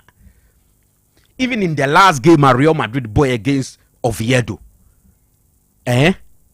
Alonso started Vini Jr. from the bench. Yes, Rodrigo against Oviedo had the chance to start, but we all know. Say the conversations around him no crashes and we are be moving away from the club. At some point it was obvious no one yet happy with playing time. Vini performance echo from Rodrigo performance echo from. Sometimes na ya na deem for coaches not to bench them because of Neomaye in the past. And I think in a way Ancelotti send this signal no to the players say form no cause why say ya omu place in the national team no may not be guaranteed, but as in the media space so you're diplomatic with it. So I think that so you Vini Jr. or you Rodrigo de Goesa, you have to be careful moving forward. For Rodrigo say, if indeed he wants a move out of Madrid, Albeko baby Obenya playing time, I think it will be better for him because Obi to say Vini de be at the aura around him no. Ebi ana yet they say Brazil co World Cup be near dropping because the performance at the club level no enye fine. But for Rodrigo there, send the performance nenye 90 minutes to swati. No that's what Madrid that's what titi bencha. Me assure say it will not be too difficult for Ancelotti to drop him. And they need to work on their performance. It's good said the last time Rodrigo had a chance starting against Oviedo. He needs to come back. They need to work hard. Omunyina said they are out of form. They need to be up there. Because manager no said they no mercy kono. No, he wants to build a side that ebemo biaja tum say indeed obaye no wababe ye adwuma no. But ne commentaries Oshia media na no kase wonim Vini ne Rodrigo nti is trying other players no. What I disagree with him. Me imagine him say he's only being diplomatic with sa conversation because here can squad anye omunkwana wonimu womo. There are other players also in the team and call up wa frɛ wo ma omunyina nso wonimu womo dada nti more of performance and the players must work hard. Kanu, they need to be back. Yes na omu entitu omu no mayi. Okay, yeah, and yentenemre na third go yo man you no na offside. Okay. Yentenemra ya ba na stella vim wo say come back ne be adwuma na. Oh senior as a born in shame crying. Ye besi bia ejitum. All right. Ya ba na cheze. Ya be hwe de wo fie so ko Twitter sisi akofi. Nioma e trendy. Ba ko ya hey United. Ba ko ya United. Ba ko ya hey nka ho. United. Hey United. And hey. Oh, because of and sana lubinasha no manabo. And some pain no. Amuzu bitters. What's it? Amuzu bitters. Amuzu bitters. Mema ahwefo ni etiefo nyina kwa baba Amuzu Beverages Enterprise. Na yedin se bia be fe no Amuzu bitters. Amuzu bitters aka atopa 5000 bitters. Weye san edi nubna krojen how bie ni echiri yedi ahye. Na etiefo a omoteba me hodie. Duduo na beji Amuzu Co Herbs ekoshe omade no no omade ibisu beji Amuzu Manpower Herbs na ma konoa anaso na akoshe omunsa enne bakasa inuro mienu nyina bom atuni din Amuzu bitters de koko hano so otwa na ekwani de ose ni be masem ahoodin wo fom se otwa 2 tot 3 tot na ahoodin no epeja no enam damrama eni ododua ayedi aka Amuzu bitters winti oba bi ose oni atenka be me bi a ose oni akono ma ne yire onya atwa bi a sa atenka anasa akono no ebeni enam se de pepre eni hwintia edi afrenti abre insano ne pampana no ase ma utwa bi a enyi wanum enti se ukodwabo bi ase na opese oni so ebo nsu kakra Amuzu bitters why ebo ni so banyi wanum Amuzu bitters tot baako atopa bebre Amuzu bitters obi a otiemia osi doctor ade chesme kuliko dua so a biye mutim anase constipation ewo me so Unya amuse bitters twa. Uye best sane kama. Obi ti gbo akohoma. Na so 7 favorite food a. Na ne kondo. Ni no matro. Otimi nidi. Unya amuse bitters twa. Akotwetwa pitati na aba. Medre na utimi ni no. Obedi akaboni kama. Amuse bitters. Eyensa ehwemu yie pa. Enam se nnua na ye de afre ma hoɔden nti onomu a tipa bia ni akire se metwa muzu bisere che manya hangover bibia se ni hɔ se manom amuzu bitters ma ade achi hunam ye me ya dabi nnua na ye de ahyɛn sane nnua emma nipa hoɔdene ma insechi how se tipa ye uhu bi insaburachi how se memu ai ha manya hangover no mi hu bi Weya insa miya mika kuduro so a minu kuduro so a minu mu a how biye ni achiri die otie miya onu bitters biye mu a no dan on say na twa amuzu bitters na yede beba oba bi otie miya owo menstrual pains obuni sa obre pa no onom amuzu bitters mesebu so meso a be ko fichire kama insa ya meka ho asem ehu nya dene ne bo so nya dene se dodo pa na opetu dia no aba santasi apampatia na wa frɛ na 0247 776743 0247 77 6743 amuzu bitters ekoye Apomodin mapade enoa ne Hepa Plus mixture. Apomodin mapade enoa ne Hepa Plus mixture.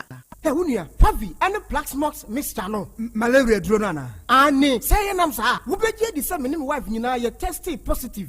Ya num bie no. Say a ku malaria money nyina. Am ye nyina ye negative. Ade ho. Won ma wo ye Hepa Plus mixture no. And wodi we nsu aba. Sentia. E wo sa wo immune system. E strong de bia. Enti Pavi e support immune system no. Na Plaxmox no so e tu malaria no gu. Malaria symptoms. Ate say etipaye, afiafie, wonum ato, ahomre no msa. Achekura 4 days. Na Pavi and the Plaxmox mixture. One no 102.9 Anya sa dia ko hu doctor. Fra 0542 778572 and 0542 807907. Magie dure di pa. Pavi Plaxmox and Hepa Plus nyina. Apemfo abato mo manufo. Enu kwada woni mfie du mienu kan. Our pharmacies na herbal shop. FDA aje edwede nkrato ya tum. Amanfwe edroye Herbal Center dia di fufuro biabo.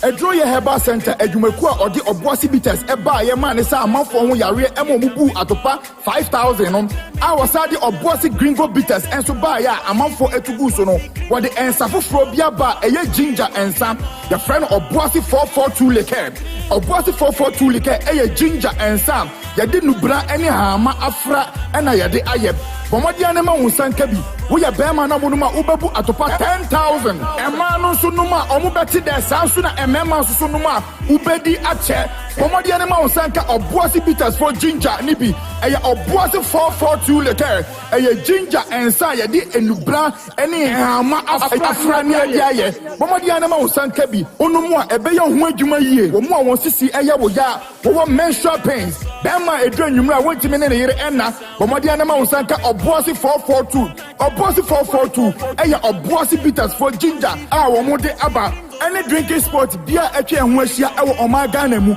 oboasi 442 ginger oboasi 442 liquor numbi nebu atopa 10,000 ensen enyema penfo enyema ema oma wo manufo enyema emofranso a oni fiedu nwotwe papa chire me beta sauce me so boisi sa winye bie kameko mama chire me different flavor three from the same block boisi bitters boisi gringo boisi for tous les condiments we special green one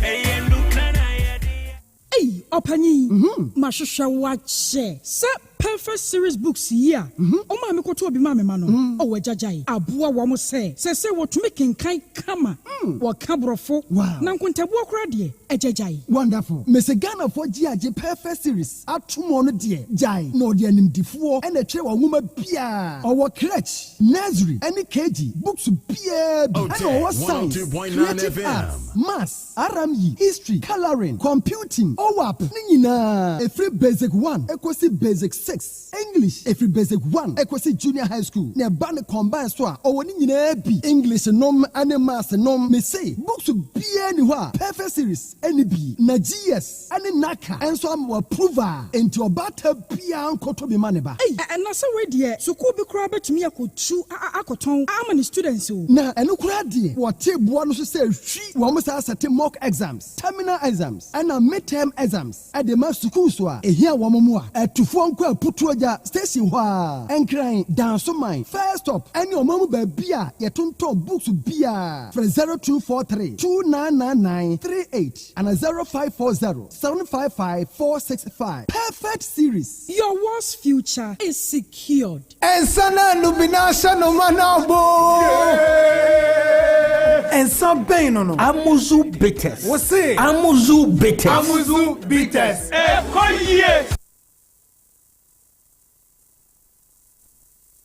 102.9 Otec Sports. Madam Asibebre, Madam Chason Kokra free or Boissy bitters, as you your friend Dr. Mokolins, Dr. Penny Amida, a Drew Heba Center. No. Now, me sounds to Nancy Emma Ghana phone, said Doctor, me buy and among who say, Sebi, and yet Dr. Mabichan tranche the Ghana for, said Yana, a bimusuno say, ye dear, Sebi, Casa and a deno. And I say, ye ba. Near between foot dragon call for any there be a baby drove for a yin and yet is her. Doctor, me catch them say, or what's the bitters near the abano, a ye dubina, doctor, me desire real monsieur ha. A draw ye ba center hana kaboom near the eye of what's the bitters. Ampa Mammonim, wow, Timinka, catch the woman and say, or what's the bitters in the doctor no, a drop out. Say Ghana phone na atra ama awrade adaro mama duru no kra no atra boda ayensa edie na mum yede no yaye ne say yede no bina no afransa no ana ensa no atwe no adubina no ahode e wo dubina no nyina de aba nsa nim ana yede aba famfidiem ana yabubu ade aba edwaso say ye first no wo fa bia na na bi konwura ma no otutu dua hine dua chi no de abehye bites no na onom na kakra no ana say utimi ko drunsini bi kra hono am wo draw say draw eji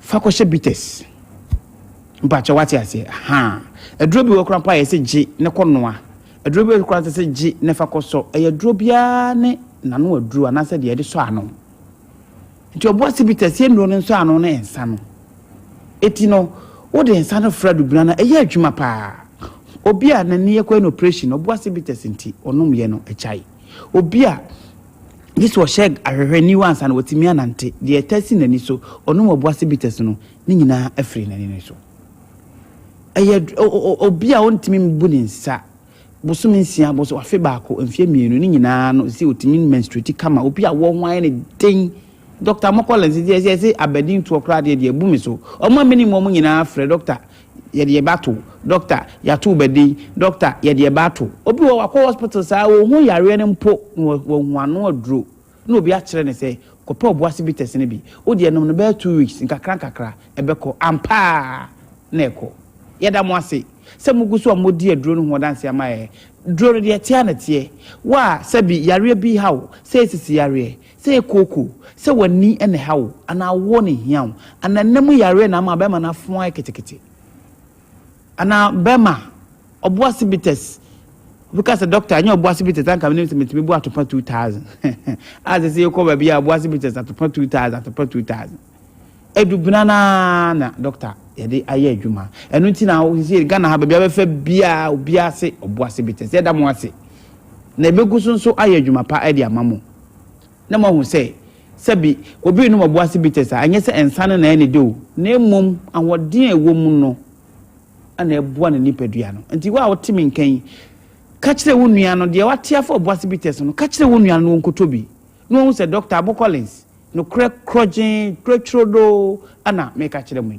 say no bina no Dr. Mokolis me no bina no yesan so de akekaduro ene hwentia ne form wisa afra ana ye de aye ensa foforo kra frɛ no oboase 442 leko oboase 442 leko but 442 no ye new information aba obo ensa ne din no eno ye frɛ na kokra be 4 rounds eno de memedru kan bema ese akokra ebe 4 rounds oboase 442 ye nkasa bebre ewo dwaso odi okwa ase mepe oboase fo akekaduro nsa na omodi aba ne bi doctor me ntwa ntro se de oboase bites bae na mo hu se eye dubuna no mesrew sa na oboase 442 ne tie bema wa ye mre wo mpam na se fe na akokra be 4 rounds na ya brant ye dia ene obekọ 4 no akọ 4 we are na the 2 na ye hato aso oboase 442 eya kekaduro nsa baby aton nsa bia odi okwa so pa boase 442 even doctor won twa ntro Ghana ha any Dr. Mokolis waka ya jedi ntiaba ma ebini entra nhwe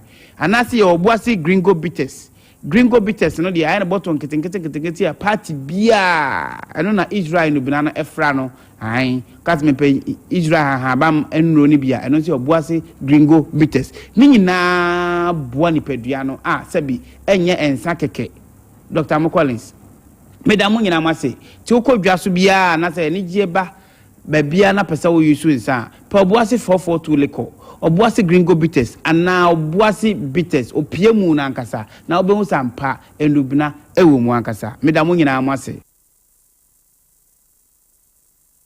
102.9 Otec Sports. All right, Kovi yababiem yankwa enim na yemfa yankomo no share so straight away. Yan shall say with Kotoko chairmanship elections eba so china. Finally ochina ne who becomes the next chairman of the National Circus Council after Christopher Demenya. And a 2-horse race between Solomon Ofosu, Chairman Solo, and Benjamin Obinseche. Yeah. What follow how our campaigns here near the I mean me not sure it's fair to be on one side say it says because a woman is these are two competent young men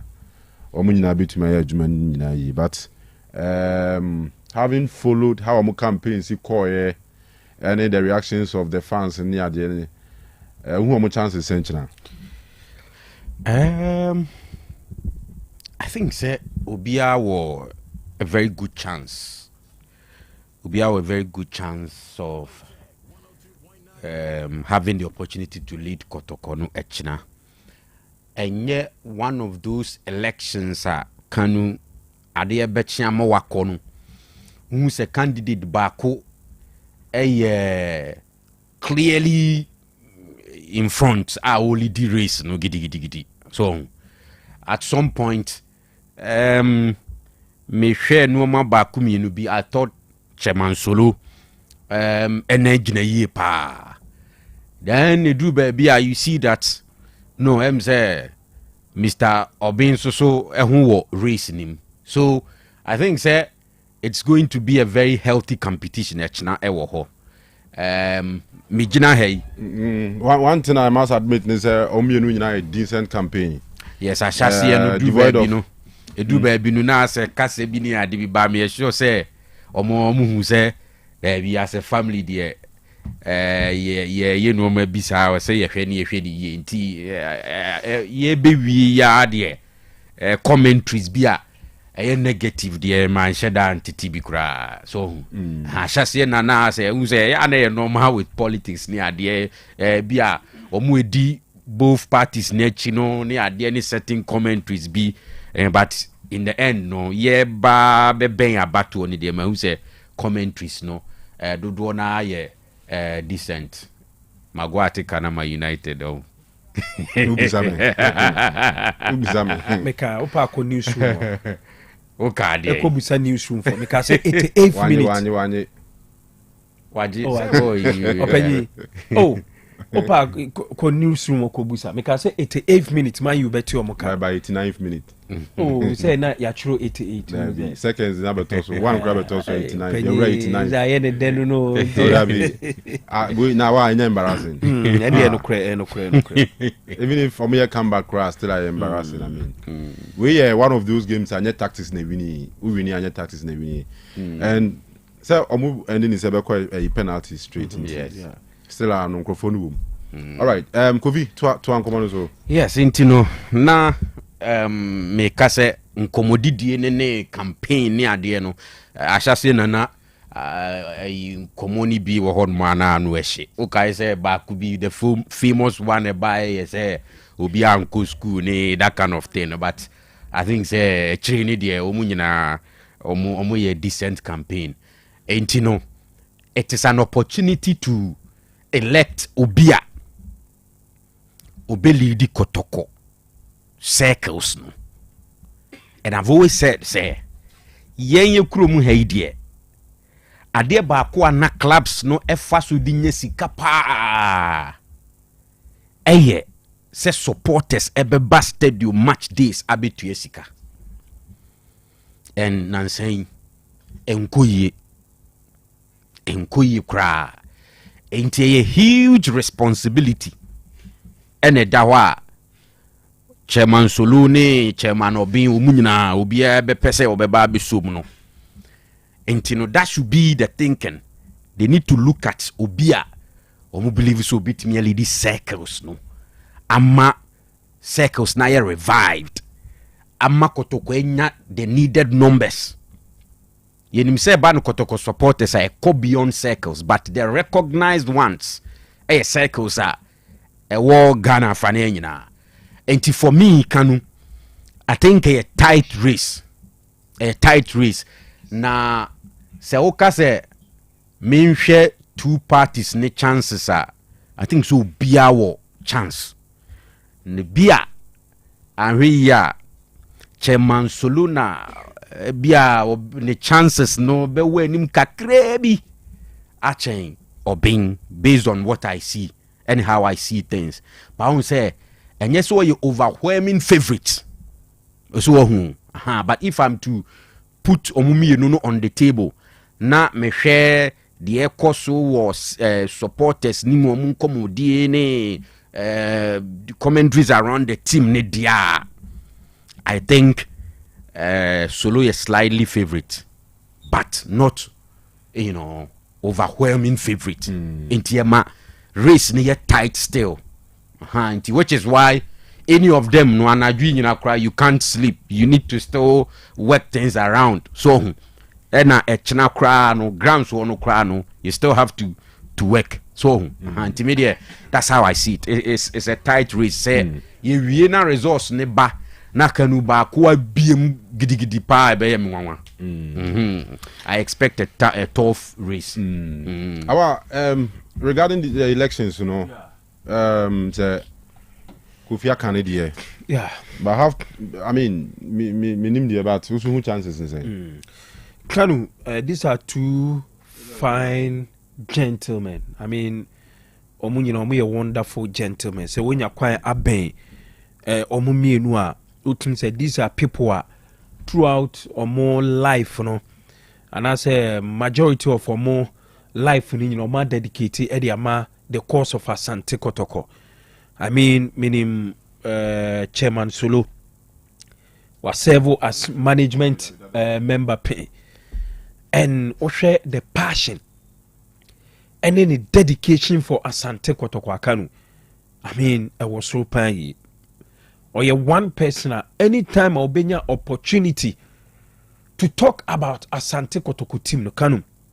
Utiena utim say the level of understanding of things, and I say how are we explaining Yoma Edichire Kotoko supporters in Kanu I was ropa and yenim ne I mean dedication for Asante Kotoko team no or you be a dedicating a time the resources the knowledge bibia ediama Asante Kotoko team no same as Chairman Obin Sechere why the RCC chairman pen on also will be a my ben pay minim how or yet dedicated to the cause of Asante Kotoko wa dedicating ne time ne resources ne energy bibia e de ama Asante Kotoko team no nti omo mienu nyina no omo level of commitment to the cause of Asante Kotoko never in doubt nti contest Kanu me gidi say very very close very very tight pan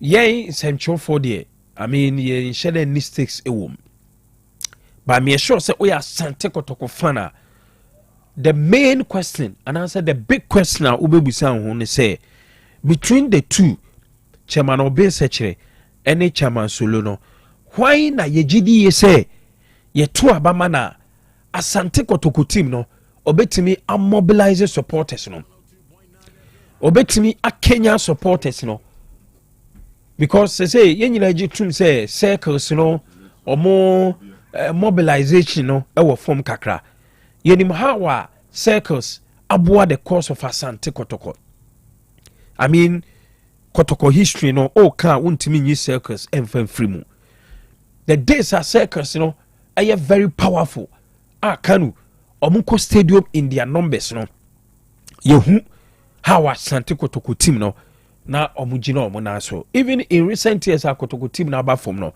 nipa bebre na gidi say because of the gap between the team and as a players no any the circles na na na abasa say ukọ chairman Jomfo Kanu na say one otenase na or chill how are those times no Kotoko circles ne very powerful no mo team na obo sampasi say nyoma akofom kakra changes aba nti say we Asante Kotoko fana ade e wo say wo de two team na say question wo say obusa wo say emrantie mienu why na ye gidi say ye toma na obetimi akenya circles no that's the only thing enye ntokwa enye wo team wakame enye we na ye say we na ye say we na ye say but omumu say why na ye toma na obetimi akenya supporters in and in my view and in my opinion send a medical kano two gentlemen ni nyina no qualified to do the work into the ye be kan say nyame adomo china ye we share omumienu all the best and I know say the best candidate and ebenya the victory no right. Because at the end of the day omunyina fight to come and lead the circles no na omotimi apijanioma ama na akoso so ochina ye hia ntokwa ye hia we say ye hia we ne koye we ne koye we nti ye hope say Asante Kotoko circles no ebenya a very me fan say good election so that the best candidate Kanu ochina obe emerge as the winner. Okay, all right, and yeah, we wish you all the best. Echitafo munyina so yeah, wish you all the best. That will sa exercise him. Him say enya dia ebeye simple dia nemum bibia be fine. All right. Abapa Enterprise or say better electronic and home appliances ni nyina ho fridge wo ho fan wo ho TV wo ho open air condition open washing machine mobile phones any nema hodo use e dem any office nyina obenya bi ato say mattress na opa na waba abetobi ni nyina no ebi e ho kama Abapa Enterprise nationwide delivery baby a wo Ghana ha bia wo hia bibia from ho a also be called www.abapa.com abapa.com okwa na chese wanya bibia opebia na bia so etuma e kama wasi se wo tua ne kakra e de ato ade ana se wo tua ka in full e de ato ade kro no ni nyina omugitum Abapa wo quality washing machines a omodi aba eboa nyema sie pa enti yan showroom water for 3 miles Sakasaka Park na nim ho no e ba cho bowura ho na kodi udwa koto de wohia Abapa for Ghana ha bia wo bia betumi afro na omodi dwa ade kra wohia no wo mo ebeton dia brew ana wo meton ama na omo asa atam e de abrew bia wo bia wo mo telephone number is 059 338 6133 059 338 6133 and 059 339 1848 and we Abapa Enterprise. Transformation with the Saints 2025 Jumedia Otec FM and the All Saints Catholic Church Ewo Fanchinebra Santase Akabum Jabaso na etifi sema daso and say help me boame and will be kind or say nima bi wo ho ye na mfa so kwa sorry dem hwem nanko nyame ni pani man watiem man of God help me enti help me no baso boame baso nyame ya domo a Monday 1st ekopim Thursday 4th September year 2025 na opinion obekasa ejumedi ase Reverend Father Louis Cecilia Edupoku na Friday no watch night kese pa me 5th September 2025 no free 10 p.m. ekopim na no paso no ye de hihye so gidi All Saints Catholic Church Santase Fanchinebra Opoku Wari Senior High School hwe anim wa na mo chese me provide free buses at the appropriate time no o me announce be o me the buses nyina ABCC enti ya na wa hye no so help me boame etisem no ye fa free Matthew nsempa no etie etre dunum ntichemu aduonunum na chese bibia so be fine Jerinas Herbal and the Jerinas Herbal mixture no aba malaria drew and esayo well-being no hwadwuma kama enti well-being no bekoyie well-being no be jana so ahoden beba Jerinas Herbal mixture Jerinas Vico mixture de usisi ya oya no nti akwa koma se wo ye bema ama ahoden wo mpaso nyina aba fom ebesiesie mu how bia na watumi ade wo ho ene ye Jerinas Vico mixture ene ye Jerinas garlic mixture enti moja na intumi nkoma akofa pressure na chese srade agye aboso nti ama pressure ne yare ahodo pi sugar ne o how do be breeding ho agimu no obenom Jerinas garlic mixture na bibia aye kama nui enya na ewo Colinac Herbal Giga Herbal Freddy Mens Misty Danny and Apidank Pharmacy nyina no okwa benye biato nemo main distributor no Amayep Herbal Shop Abu Stage. Our telephone number is 0538 484411 0538 484411. Na Jerinas Herbal for Asweye Breman UGC. Omo ben DVL omo ni DVL no ebon ho anisa. Na afi so ba Otec FM hase so a Jerinas no abusu say champana ewa ha.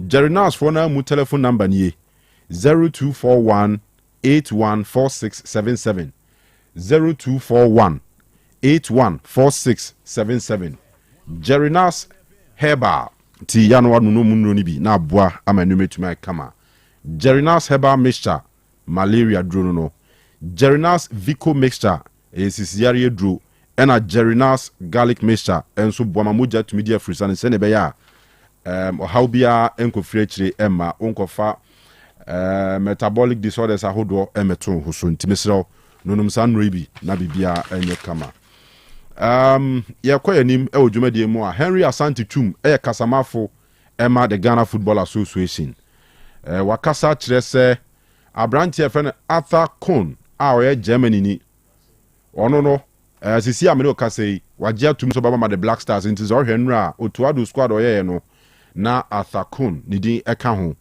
na sisi na brante na jetum so obe switch the nationality from Germany to Ghana eno na ma coach no afre no moituma bibia so kama ama samre die eno anu kovi was switching from being a German to being a Ghanaian omaya yete ha ekun akwaba ho say akwaba ebo ye airport omo say airport no esi obi krom nti yenyusu de si ni krom no ne kasa ene ntwa akwaba no what yes here na say yakun omaimu okay all right enti yentie Henry wabre o confirm say abrante fe na Arthur Kohn asesa the nationality from Germany to Ghana. Into the team because he's been observed. Let me say the technical team have been observing him for quite some time. His situation is quite tricky because he's Ghanaian and German. And so he needed to switch, and it takes time. The process was quite winding. We finally done with the process. He was on standby, but unfortunately, the Zanan got injured over the weekend at St. Etienne, so he got the chance to come in. The coach has spoken to him, he's raring to go, he's energized and poised. Very calm left back, someone who has seen it all at the international level. Started with the Bayern youth team, went to Galatasaray, played at Werder Bremen last season, impressed, playing over 20 games, made 2 assists, scored 2 goals. The season has just started in Germany, so he's here to get his chance at Union Berlin. But he's a player that the coaches believe will improve the team. He's good at crosses, he's good in aerial draws, he's good in one-on-one situations, and he's also good on counter-attack pressing, and he can also play as a wing-back. So these are the qualities he brings to the team. He's a top-quality material, and we believe that he has a lot to contribute to our qualification to the next World Cup. Derek was happy when the news broke that he will be part of this team. I was on a call with him and the coach yesterday, and he can't wait to arrive in Ghana to join the Black Stars. And Sana Nubinasha no manabo. And some pain no. Amuzu bitters. What's it? Amuzu bitters. Amuzu bitters. All right, so Henry Asante Chum and our Okasafa Derek Arthur Cohn, as you see, Wababe Ghana ni Bebama the Black Stars. And one year Kwesi Sibo and some Dinto Manfred Mbayenti Henry on Kwesi Sibo. You have only one full training. In this case, Omoye training waka Monday recovery. The next full training Ombenya Tuesday, because Wednesday by the time to me aggressive training and then the following day you are playing. So the lack of ample time for new players to gel. If you do not have enough period of time training, getting to know each other. Mostly it's difficult. It's because player, technical team also knows him very well. He knows that or enough quality to upgrade this. But he feels that he would go with Omo for now. Okay, so Henry na you're turning Kanu. They say Techiman 11 Wonders are official. Team assistant free Techiman call Legon Cities. And this season ya babe remi. You better who Legon Cities will league no. I'm not sure the FA should allow this. With the same name. But Henry are confirming says they say Legon Cities. 11 Wonders, there is change of ownership. So they are now Legon Cities. Yeah, they will play in Accra. But they are going through the processes. They have notified the FA. But Legon Cities, they were relegated, weren't they? Yeah, so that Division 1 team is there. Yeah. So they will go and play in Zone 1 in Division 1. Right. Okay, so I know you're confirmed. You say, Legon Cities, ownership assessor. Techima 11 Wonders, rather, ownership assessor, Abedi Legon Cities. And you say, Omo, and Ebebo Ghana Premier League, All right. Not Legon Cities na wo first division na. Ono ba be first division. Na omu di na ebesisa. Enyanya confirmed yet. Confirmed yet. I say ownership no me na me tie mu yie pa. I say one young man be or Chima na me yaw. At a point no so most documentations na that they could di boy ni dim na ono be lead team no. The ban is no, and why invest with team the more and I say team na qualify, and what tone team no. Until na me ya, uza na me ya na 11 Wonders near the yeah. Ownership no free in them. Until I'm told that they say crown or the cockot. Because one city is a capre crown. When you're free deal them. Yeah. You get it. Yeah. The team no conquering acquire Legon Cities. The question I mean is say a best then a Legon Cities are na Legon Cities as aba. And the one we say problem ne buy no. The Legon Cities na what first division no. I learn say omo ton no. Nipa ne J Legon City's first division no eno gis kaka ho Legon City's na re no waje no yeah very good unso zone 1B into one na me ya problem ne bae no ade o ka che nana ne say obeji team no obeji ne first division and the team na ba premier and I'm told say you say oje first division no oji sika kakra ye de eso enti o say ba be critical crana or the nana me first division no ebe ma no minim say what point na say na che say indirectly sika no abe ne dia with the lawyer for Bemu Abihu. That may be you team no first division. And I'm investing and I'm the team in qualifying team. My turner a problem. Turn on so no send me kind or Jeff Legon City's near re no. Act almost so born with Techima. Into a back critical near ya Joe first division. And young one says Legon Cities in so be on best Sandino. I know. 11 wonders. Kofi minim sa ote very technical. They say people have a way of, beating the system near there to, do things. But can media baby me serious issue. Say omo mu beto 11 wonders now master San Legon Cities no. Old management na no mukuta tete Legon City ako division 1 na asa beto anambwa Mr. Tipo na eho na me no me eho kra na ye me issue because we knew DNA ekoso na wo premier and Legon City is there no Kanu enye say ye start season na no mo sha ase say ebi a sikasemu nkoye ni ade o na dia before the start of the season. Me say last season. Say Century Cup started wa boy. Last season Century Cup as say ya na me share coach pa kwasi Feben. Or the team ne ban Century Cup.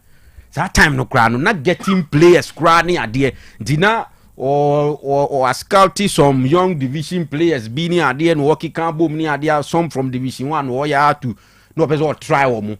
The first 2 games no what this division 2 ni division 1 for na boy ya and na me ni din komo no say onye sure so best start season no because there is another offer you can be can asem no kra wa say ahwe ya obeja ho akọ enti uku 13 players akatua o mu no ma mosima bamabu ni ade ama players de come breni adia bobo no up and down yenim conditions are Legon Cities players ya famwa eno om di mo anom dia ko relegation Legon Cities na enye se om players ni nimbo bo ana om nya ade o nemu conditions na no om namu di bobo na enye papa players ni bre ye no ma e wo so om saka krom san kan ade na om ko division 1 wie ya the same person Osei Akoto tima wa qualify ba premier san dia abe use the same name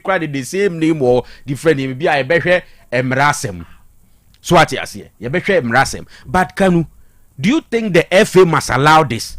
Somebody who has demonstrated say oni even if for the resources to run clubs and run a Premier League club and run it well will lose interest in doing so. Last season ya yehu ye.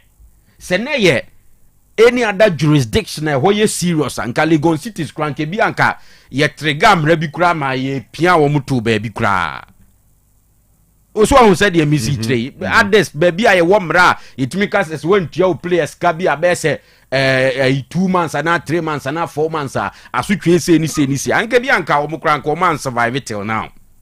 Enti dien assurance baby any benya free wo mo say the last season ya the same group of people omudi players in the league no yensen who be in the coming season maybe it be at this time the passion no our the Ghana football mo at some point or sisa some way any big players score you know it be anasa passion about back there I don't know but I mean it's obvious players need you cry it do be omo fight terminate omo contract e any ade and the same person it looks some way for me seriously. First question I will say ye mramu no Legon cities and I say how more acquire your friends a Techima 11 wonders in Legon cities with the same directors, you know. Your status, you know.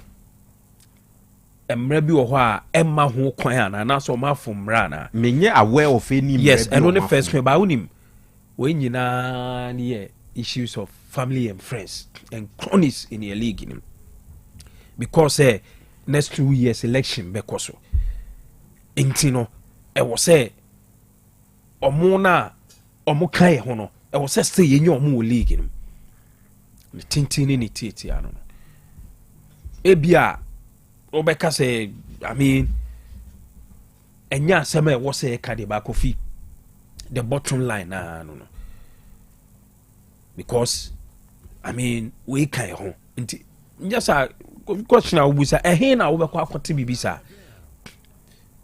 near say oko England West Ham akwa relegation na West Ham owners na akwa akoto a championship club are all qualified aba Premier League no man satun din West Ham na with the same directors with the same facility bibia ensi wo bibia ensi wo bibia I mean say eni emra ni ma ni status cinema me gidi say e wo say you make sure say saade no Kanu yemma ho kwan e wo ye league nim na o kan friends no one friends 1 2 1 yade oh say ebia men ka say we but I mean yenim say ye league nim no e drew election ne sa ne o mana family and friends ne cronies ne ewum we mu kan ho we mu nkan ho we mu nkan ho ntino e wo say omukọ relegation na we mu omukan ho no e qualify ba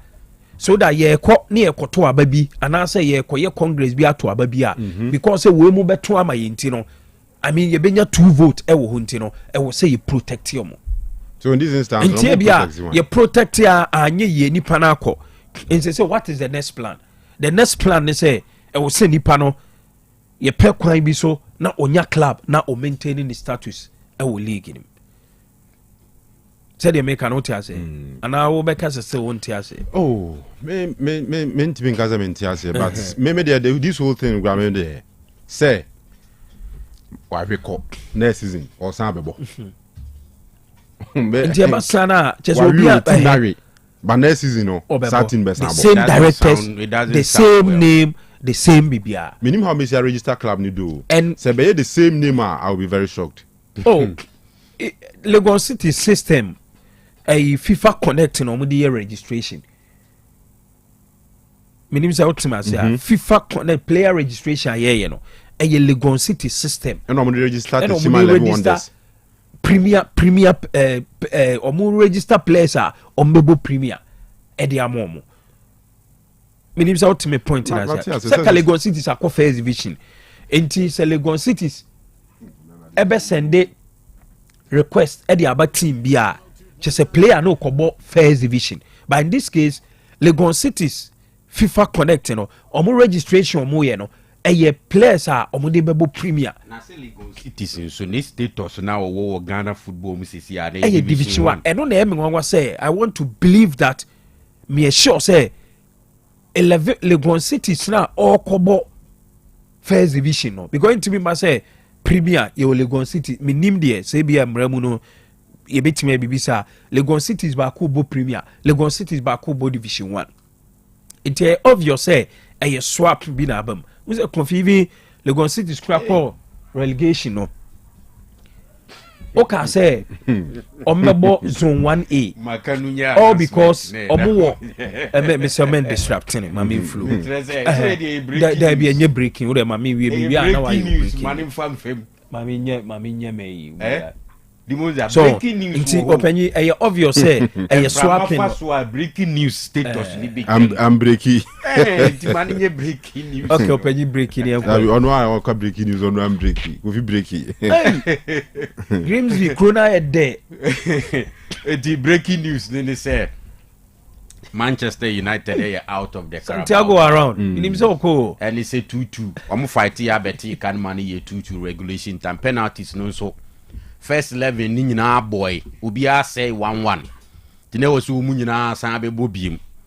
Nti omo bo first second second one second one na United de no mbomo ebe say no. Tisisia no and Santiago Grimsby kumu why there why there. All right. Now him say Kunya nso be say ni die o ono ni die so ne say the fifth one naka on she mama you asem Petiba to aso na me die mi wie ne say swapping no my Legon cities na worry no on mebo premier 11 wonders na wa qualify to premier no on kobo ne first division. That is adia e wo but wa me dey me say o say Legon cities papa no ebe ya ye man ntro undertaking bi say enu ma na ye hu in the past ne ye hu biem anamu ne me nya adwen because CCR no ye aware of any regulation bia na as our processes we nyina no abreachy. But media I'm looking at the whole thing beyond regulations because Kanu, we want our league to come up there be one of the best leagues in Africa na meboa nancy ye betimi abedu some pempen so na I was say ye looking at certain standards and ye wo krom hey obia nim say Legon cities papai oba ahase no odi no ma fufuro bi ni ade ma bas kura no mu yusu players papa no ma to bi ni ade they were doing big things to me the artists ni ade kura ba omo matches ase ni ade afei hu die kosi ye say papa no say ni interest akofom the players no da bia no mu diguasum yensem trofo ikwade da bia calls ni text messages komo de ye katua ma ebi mu fight ya terminate omo contract ni ade nyina. Last season ya me say Legon cities equal relegation not because they had bad players. They went to relegation because na conditions are players ni wo mu no na nye conditions papa. So what you say? And you put the team in this situation, you put the players in this situation, and all of a sudden the same person are taking over a Premier League side. And all sounds so about benefiting from the 1 million Ghana cedis na ban say beba nkwadia. Anyway, be anesika or the to team ni nuru 1 million Ghana cedis dia. Ebebro sa okay. Sebebro kra say it depended. We will be from a catch me say around 3 million. No mutuan in installment. The first one be 1 million, and then next month 1 million. Then next year, now the remaining 1 million. Echo. Inti yemfa say 2 million. And close information be amensaka. Based on this information, yemfa say in the next 1 month or two, or 2 million Ghana cedis, 20 billion to buy a new Premier League club, but he didn't have that money to look after players last season. Our players, here and there, players they were crying almost every day. Legon cities asem no, M1 say, see you ni masem. Kanu me bwana. And one more the anu crowd there 1 season oh. So they be ye. At some point near the omo bus kura twa other teams nimpoa. Omo bus team bus near the twa other teams nimpoa. But sana ade na papa ne shase ni nyina no enye sustainable. I remember when he was doing that, people kept talking about this thing say, hey, Ghana football na we know the way amo pompi sika boom boom boom ni ade no. Sika bia nche de ni mo. Enti wan hwe na overspend ya. Ubeka kwem ni ade. Ampa. Eni na enu eni na nsaka nu. And at the end, so me say, even if as we speak, ye any regulation be ana statutes be ana the process of acquiring a Premier League club. Now omudi the same DNA tosun a breaching part. Yema the person, the individuals involved, and not the individual involved. Yema in signing undertaking. Said na no asem no. Mumbebiem. Unsign yebiem. Na yamfa amanfo ma anko to sa condition nim. Ebi ana another person with different energy, with a certain level of passion, krempo ebetimi take over the team or be running in the way Kanu players who be to mo be bobo na na ye fire akono ni asama the same person no asa be take over a Premier League club again na asako tetedie na mu biem afi ye bo league na ye say Legon City's players bosumi enumnie ye ntua wo muka na chese league ni ase ye brand ni ahihye ni aye ni ama akodu sampempen so ni ye ni say. I don't think say was see a process ni ye smooth for him sir. On my certain assurances, one undertaking be one sign BB. He should be made to sign something, something that ofeli or break here. You be making sure say the right things accountable. Yes, you be holding it to it. Anya sa Kanu udi obehwe. Na wa ye de twen say yo 3 million Ghana cedis or the beto or the ye kike say the titi a wo my information say no they talk clubby. First time obe fa Legon City si say na wa All Stars. Obe take you over no. O ye de twen say but ankusiaga. Ewi ase no ebeye fiasco. Enti me ho na ye me issue. Say moving forward obe run club ni ye. Nenkoye the usual narrative no. Eho na ye me biggest concern. Wo de kwan of fa so akwaye ni ade de maybe e betimi ahwem later. But the same person the na kire say this time obey something new, obey something different. Edia ben edia na nhihye na ode agu na kwam because the same Ghana Premier League ya na oba bebo almost the same venues ya na obetu kwan akọ. What you say? Nyame na aye adom say there is an assurance from government say yedisika kakre beshem. No. Each Premier League club ebenya at least 1 million Ghana cedis ansa na starting league na no krampo di monza. Yemfa ne say aka 3 weeks near starting league. We don't know when the money will be paid. Enti die be nhihye die no hu ni foforo die no wode ato na kwamu foforo a kire say onsan mfeye nko tetemire ni mu biem. That is what I think the FA must look at. And yes, say, oh, now yes, smooth, no, I be take you over, no, walk. Something must be done. Seriously, media, what the me concern, pa. It may not be a dear be a illegal. Oh my, in the course of the entire takeover, but is he a changed person now? Ne passion na babaka na. He say when you dos runkubi, wasisa. Even when the revenues cannot meet expenditure, wanya a new passion be a bemana kope sika somewhere to come and finance the club, so much so that players are kept to yabo so me so ebeko emienti koma semnisa complaints na. These are the questions. I mean, I think say I was see a free papa no tena ho ne bisa no my some yibi concrete information be as to how he's moving forward with this whole thing. And no one kwakra was see a certain conditions be near there. Any other club nanu be ababa webi send who ni pebi bo techiman young apostles when chi oba was 6 months oba 2 man in penifon pasa omba abonti omsi enye 6 months na 2 months na 200 cedis so say ne de the my players say omfa famfa ka nkofi actually we see kana kem ne beba. Can you imagine? It is yes a movie forward there.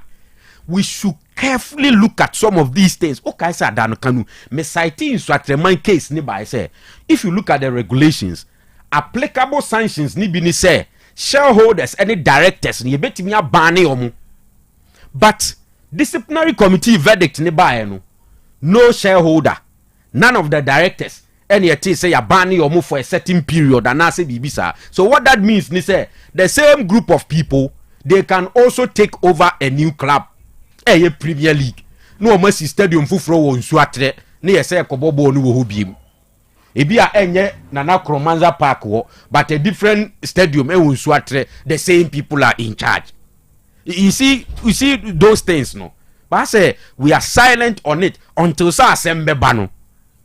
We are here one we are ubi and pay attention, ubi and funny serious. I feel best start season, you know, ubuana players na shall see a free.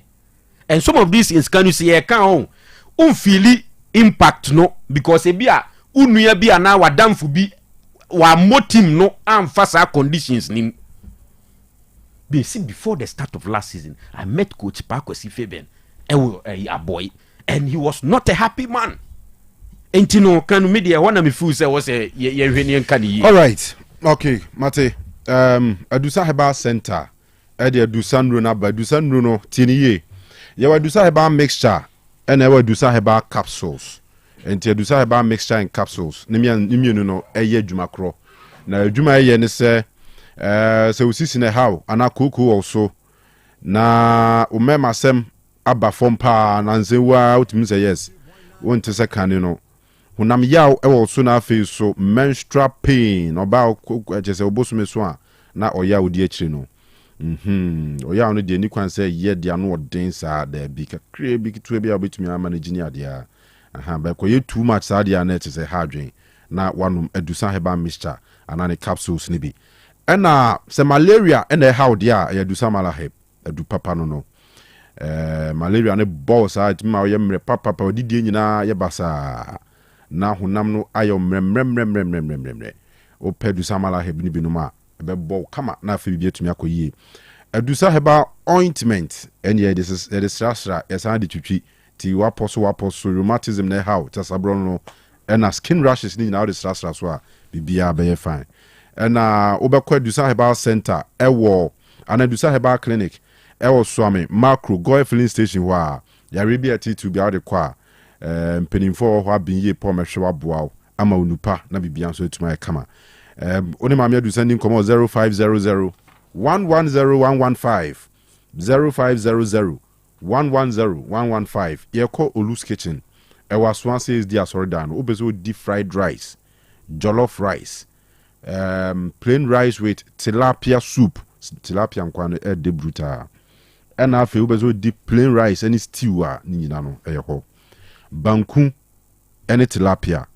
Ubezo di catfish we say wo de catfish ebo ano so pa. Ezo ko sanse honom ye ni pa. Almost 7 noodles ni nwane ahodo bebre. Timisere ko hokodidi. Also o delivery so bibia obia no obom ahomam a omo de aduane no ebebrel.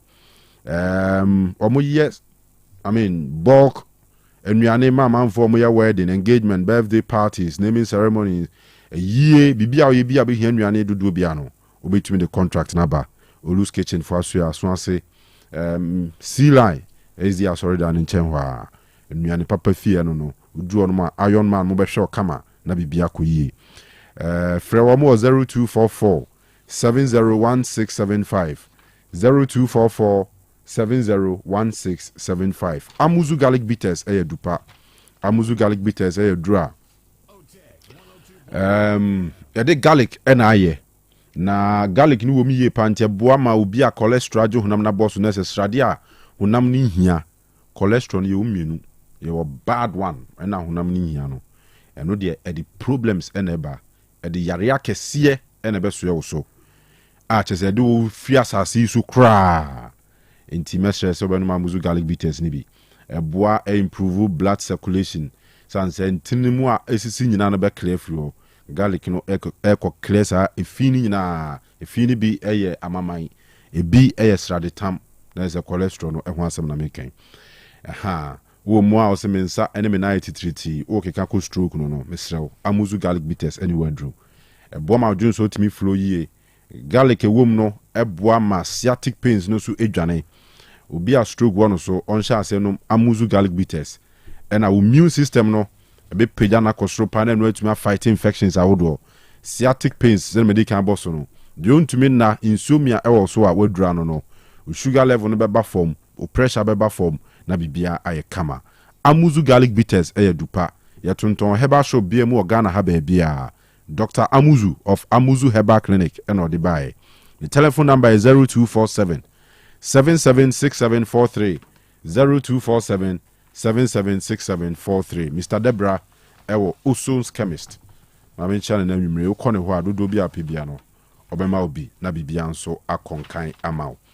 GKB Construction and Logistics and omoche say yenko so anka mo say o perform works say ye tom pampro hye e flu dance no atwam we form works adwuma no brane begibi and afi in chance ya wo de bebo dance so papa dia hodin wom long span self log ni IBR ni nyina so ko nakotobi and afi o me free estimate and then do stage as boss no as of free GK before no ba no make calculation ni nyina ma so be hian chance do say and na do do say be hian say na car be bo nyina be say o me yema we free amanfo ye gisika kese GK before so ba o mekwa kwa ni free e dia ma o mutonton adan ayesie wi asie mu kama e na de ensim wi nyina mutonton bi ensase amanso ni ho e na wo japade bi na o pese wo ton a o se bra na mo ni hu komo e wo santase apre e ho no maso ye no e wo o mo telephone number e 0246 248 275 0246 248 275 and 0201 366 600. Ya nom de fearsome 3 Hepa Plus Pavi and a Plasmos. We are Dr. Eben Sanwejuma Enupa Enumian saying for general well-being. Well-being obijan answer and wait me akonekon. So at yase. Hunam no nyankopo bon such that or how be ayase bemua. Hunam na kasa ho akwa no e wo se original na ekon ema hunam no. Enti ba ne sa malaria ne yare ahodo typhoid ne chese yare nketen yare akese nyina no obedi wo afrim. Ti Dr. Eben say yenom Hepa Plus Pavi any Plasmos eba mixture no en share body ni mu kena na emma ya hoden soronko a ya ebetumi akon ati yare wa bra yenko enkonkoto aduro enum. So ati ase we ye purely herbal medicine ahoden scientifically proven say na hoden wo soro se beboa na hunamdua no etumi fight metabolic disorders ebetumi fight yare ahodo na chese bibia etumi kama esiesie o mema sem kama because so general well-being ya it means say ohunam no ye adwuma yie te banisa na we bema so a bibia be kama oyo ba obeti atenka kama bibia be koyie ti obi o complaints nketen ya kese enchance enum Hepa Plus Pavi and a Plasmos. Yaton Heba so biemu e Ghana hafa na nyina. Dr. Eben say obaso ni din komo bia ne telephone numbers ni fabi ne frɛ no 0542 778572 0542 778572 and a 0542 807 907 and a 059 1367898. Na Thomas Partey Nancy na court nsensem London near there, but eventually wako sign for Villarreal our bog game kama Emma womu and na FA Communications Director Henry Asantuchun can say Partey are ready Partey were good conditions Black Stars match no or about 2 games nina and so ediamai. I only reiterate the points the coach made to me yesterday. I asked him a similar question and his response was clear. He said in a profound way that Henry Thomas will be available. I have spoken to him and he will join us on time. He will travel with us to Chad and he will also be available for Mali. Those were the words of the coach. And some pain no. Amuzu bitters. What's it? Amuzu bitters. Amuzu bitters. All right. Police ladies adin kunime dikan ewo Yamusukro and Ghana yen team police ladies Sam Nelly for kamiensa womo etimu baako. Ababa Grace Anima Sarah Nyako and Deborah Afriye womo and about 3 goals no Emma police ladies. Enti womo the defeat against Bayelsa Queens no atomochi eno wakwa kudin kunim enso de amaye highlights no and I will share on Facebook and YouTube now live. I will take 102.9FM page no so Facebook and I will take Otec Sports and so I will YouTube. Will to me at join ACCA. All right, Karela force na me add much na omebo an kufa kensi Karela United wamo ene etwa filante a free Burkina Faso ena omane tintam so etwa filante aha 3 p.m. ochna ewo Aliu Mahama Stadium ewo Tamale eho na kensi no enso eba so Kofi minim say what steady Karela in recent times I say omu team the vibe there's a new vibe around the team minim the but I say omu team no ze hu omu a omu breed a lot of positivity around it. Yes. Signings and how are the club presidents Honorable Aruna Idrisu oni omu relating at the end the one Mexico as a team ni wide. Yes, Senator Brigidi Mrene sa ba bi ma na. E bia enru Senator Breno. Senator Breno pa de me too many a me shede hu pi wa system nim sa o. But who's a relegation or my pre be at least last season the eno crowd the card de ain't getting the chance to stay no untimi the same things and expect say ubeba be da baby a be so secured nti e was say omoye changes and me sure say de ba kunso a ebe kwa mu this time no e yese Kanu ebro move team no free anyinase no the new venue at some point no mo board na Relugu right and actually omo ba Tamale ni ade the people there no na omu hu team ni say their own. For example say obo Tamale onye RTU pa the people there no doesn't feel say team no is for them. Into the kind of support and Karela as a team enya wenyinase no omo ba north no nentesa but having played there for at least a season or two no I expect that this time there ombenya a number of people over there they will begin to think so okay is here there I mean the 10 is for us so hence you know I expect say support ombenya no in the coming season will be completely different. And based on that, you'll be so honorable Harina do so you'll be motivated to do more, to push the team more. So and no crowd I mean, when you have some games being there, we're running commentaries being parliament cry, say yeah, you beat me at Swaba Papa. And you know he cannot be, you know, a person or call it for certain standards. Now or behave otherwise. I remember one time in Parliament. Okay, I said no. You also feel say the change of government, you know, play a huge role in well, a bit to me, Abbas. I say because in opposition there, you don't expect somebody investing too much money in a football club. Well, and you see a very good reason. Yeah, indeed. I said Ghana had here. Who power, who advantage. Yeah. And now you have the luxury privileges being here. The issue is our power, or the luxury to spend. Tell them can't you say. So we'll spend the krana unsretri.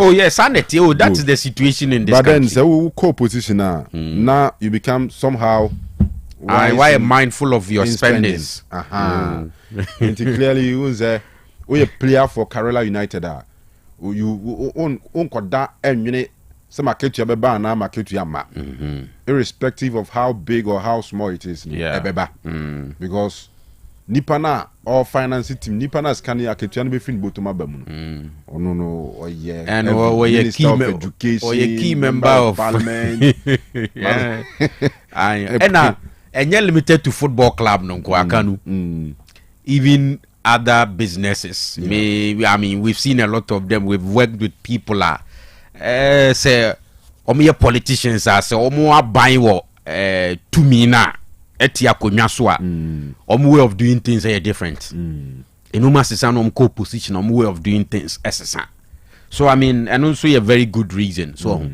but whatever be the case omo departing from the old way of doing things. Now this time they are doing things better. Kanu is good. That is what we want, right? To be able to push your league, any game to a certain level. Enti media ya na me hu sa science na ya na manager ho. But the issue has always been sustainability. Yeah. Sustainability. Yeah. And so we share yen politics ni elections under the Fourth Republic. Unze adieno ye kwa 8 na kwa 8. This how do we need to subscribe me wa be munti na year after 8 years one year na we will go back to the old situation. That is why we call on the people say yes who influencer fire no mano in a way on ubenya a lot of revenues near DNA support be on investment be from other sources. So I be my club no channels of fasu dinya sika no ebe ye brother ebe ye more channels ne be ye more what I say. Yeah. So that when you are not even in politics or you are not in power, it won't affect club no way of doing things. So inti we can always get better, but it's positive. Man, we say a lot of the clubs no we show more pre-season in idea. You see they are trying to do some things a year different from the old way of doing things no. Let's wait and see if season is started proper or most of them go back to the previous situation near woman you say M1. So football in Ghana can be better, and when it gets better, it's better for all of us. And until now buying take interest in it no me happy, but the way a man omuye na omudi ikosie no na me what problem with so because I buy national teams no basically a clubs ena you select players if we do kobo national teams on so at here sure and is how targeting national teams no nko a be a mistake. Look at where players are groomed and developed no so which is the clubs. If a band have a way or bet me pushy resources into the game, mama, ye game na quite a certain level. I mean, it's welcome. But ye emuna ho na manfonya believe in the game. Chese bedru a certain level no.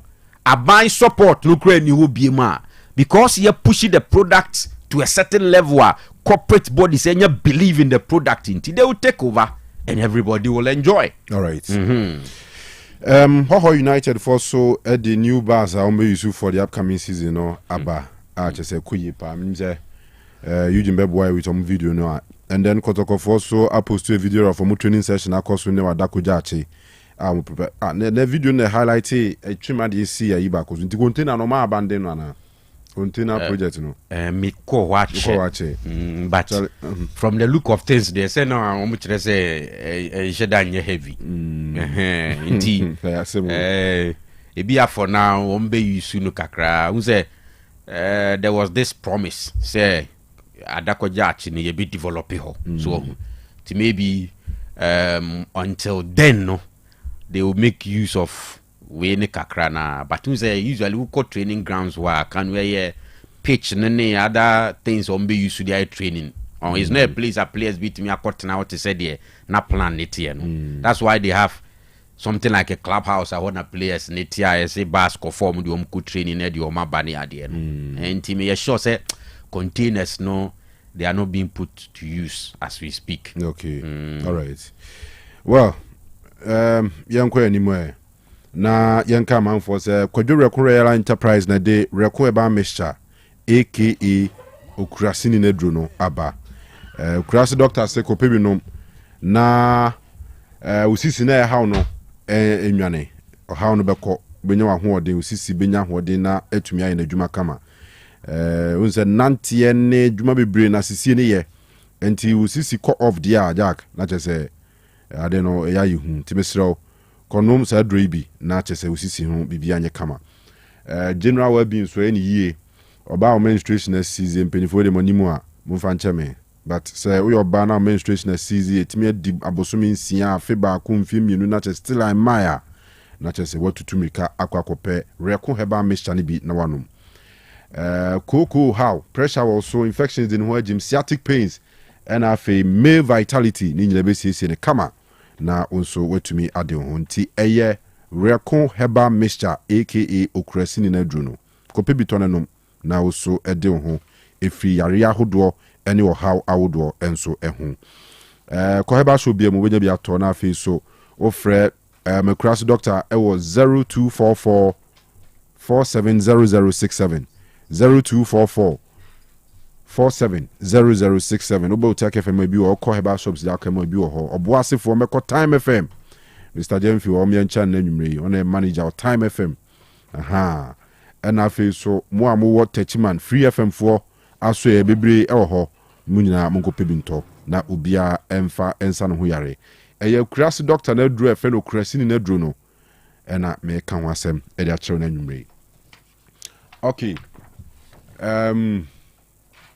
yɛbɛyɛ na yama etiefo aka mi birthdays 102 bi ni ade na ya sorry so kofi person preparatory ensana nubina shano manabo ensa bɛn no amuzu bitters wɔse amuzu bitters koye. Okay, all right. So Kofi, quick one na the ohu bia na fe yemfansi na. Quick one na me tie Henry no. Besenka ye na tie for so kabe. Just 1 or 2 minutes bi na. Oka Union Berlin. Omo left back no. And Henry tells us says the player has agreed so be switching nationality from German to Ghanaian. Right. On says I deal in Kanu de bia no ya na ye ka ho asem ya bia most of the times MYO. Yes, I agree say Barbara man form call form near there it's I mean it's taking only Gideon Mensah and I mean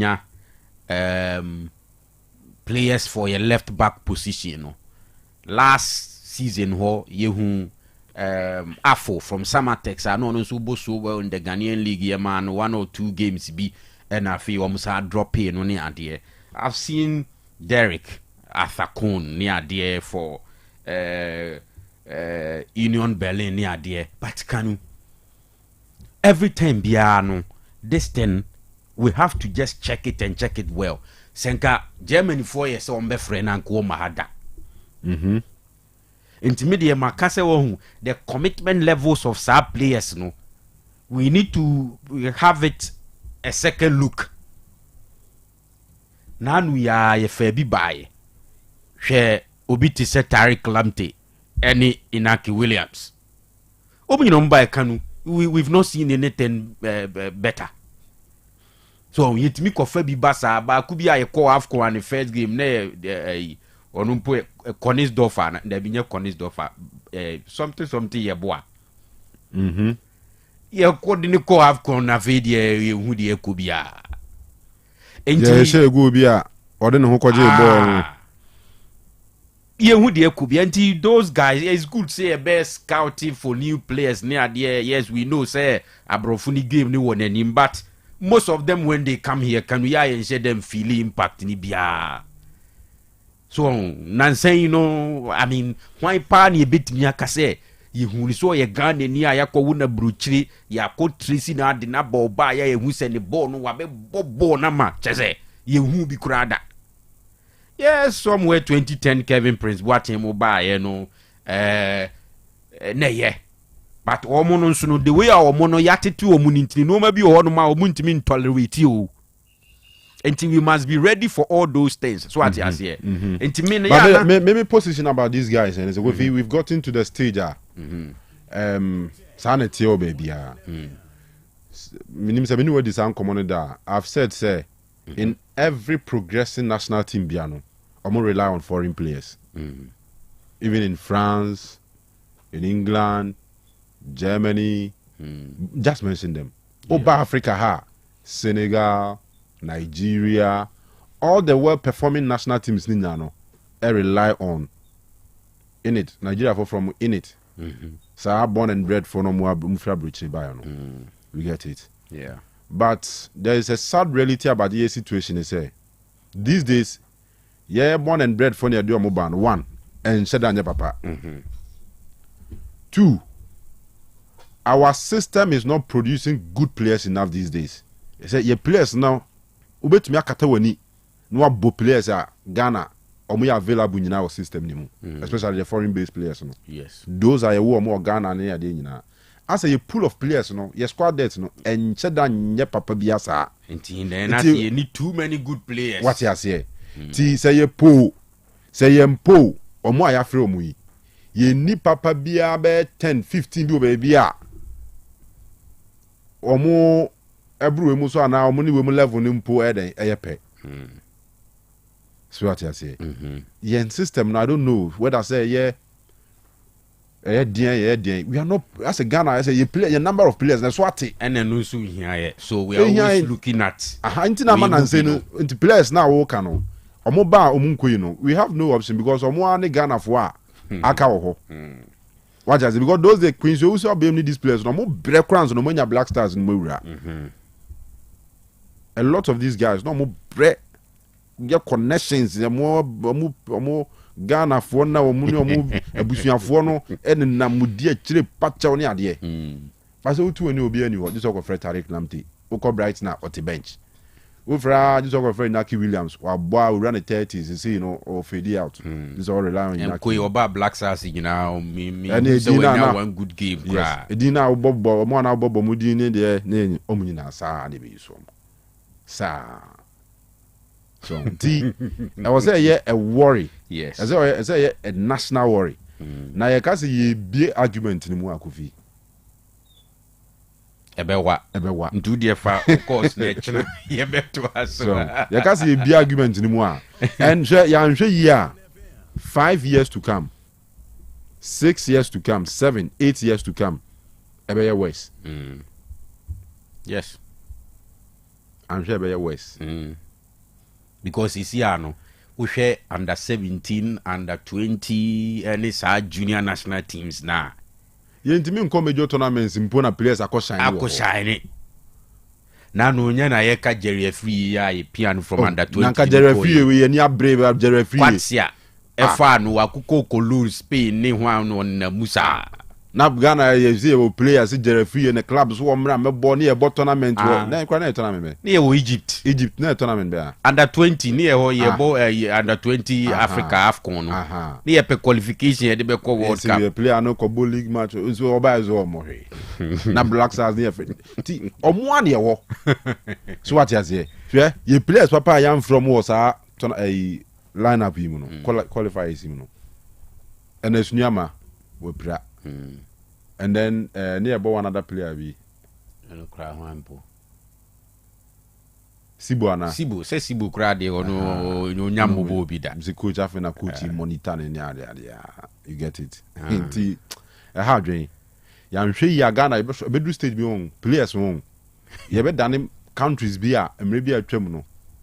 Na ye nyom ko bobola it make boy trim cast be show mo 6 ampani a show mo 6 be show mo 7 ampani a show mo 7 sa na be kwa akoye.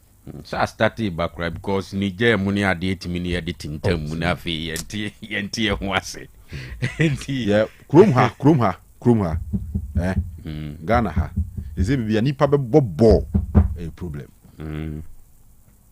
Bram catcho. What dey ka trim be bia first so ma obutu so Sunday special no akobo enwumere pon school ama obutu akobo ka trim pa sa parks ni ade nyina say that's available. Bibiri a convert, bibiri a Daniel Strotefa, this is who sika. And son what me abo. And how do you expect first no ka upon school kura P4 ni P5 for park ni da wono ma ko chabo. They say won't means because you are locking no. They say mo sa nkura no metua sika. Answer na mo abo. And near the maintain no. In effect no, a senior man for omo no enye professional footballers na betumi atua sika no. Nto omo na be boss ball.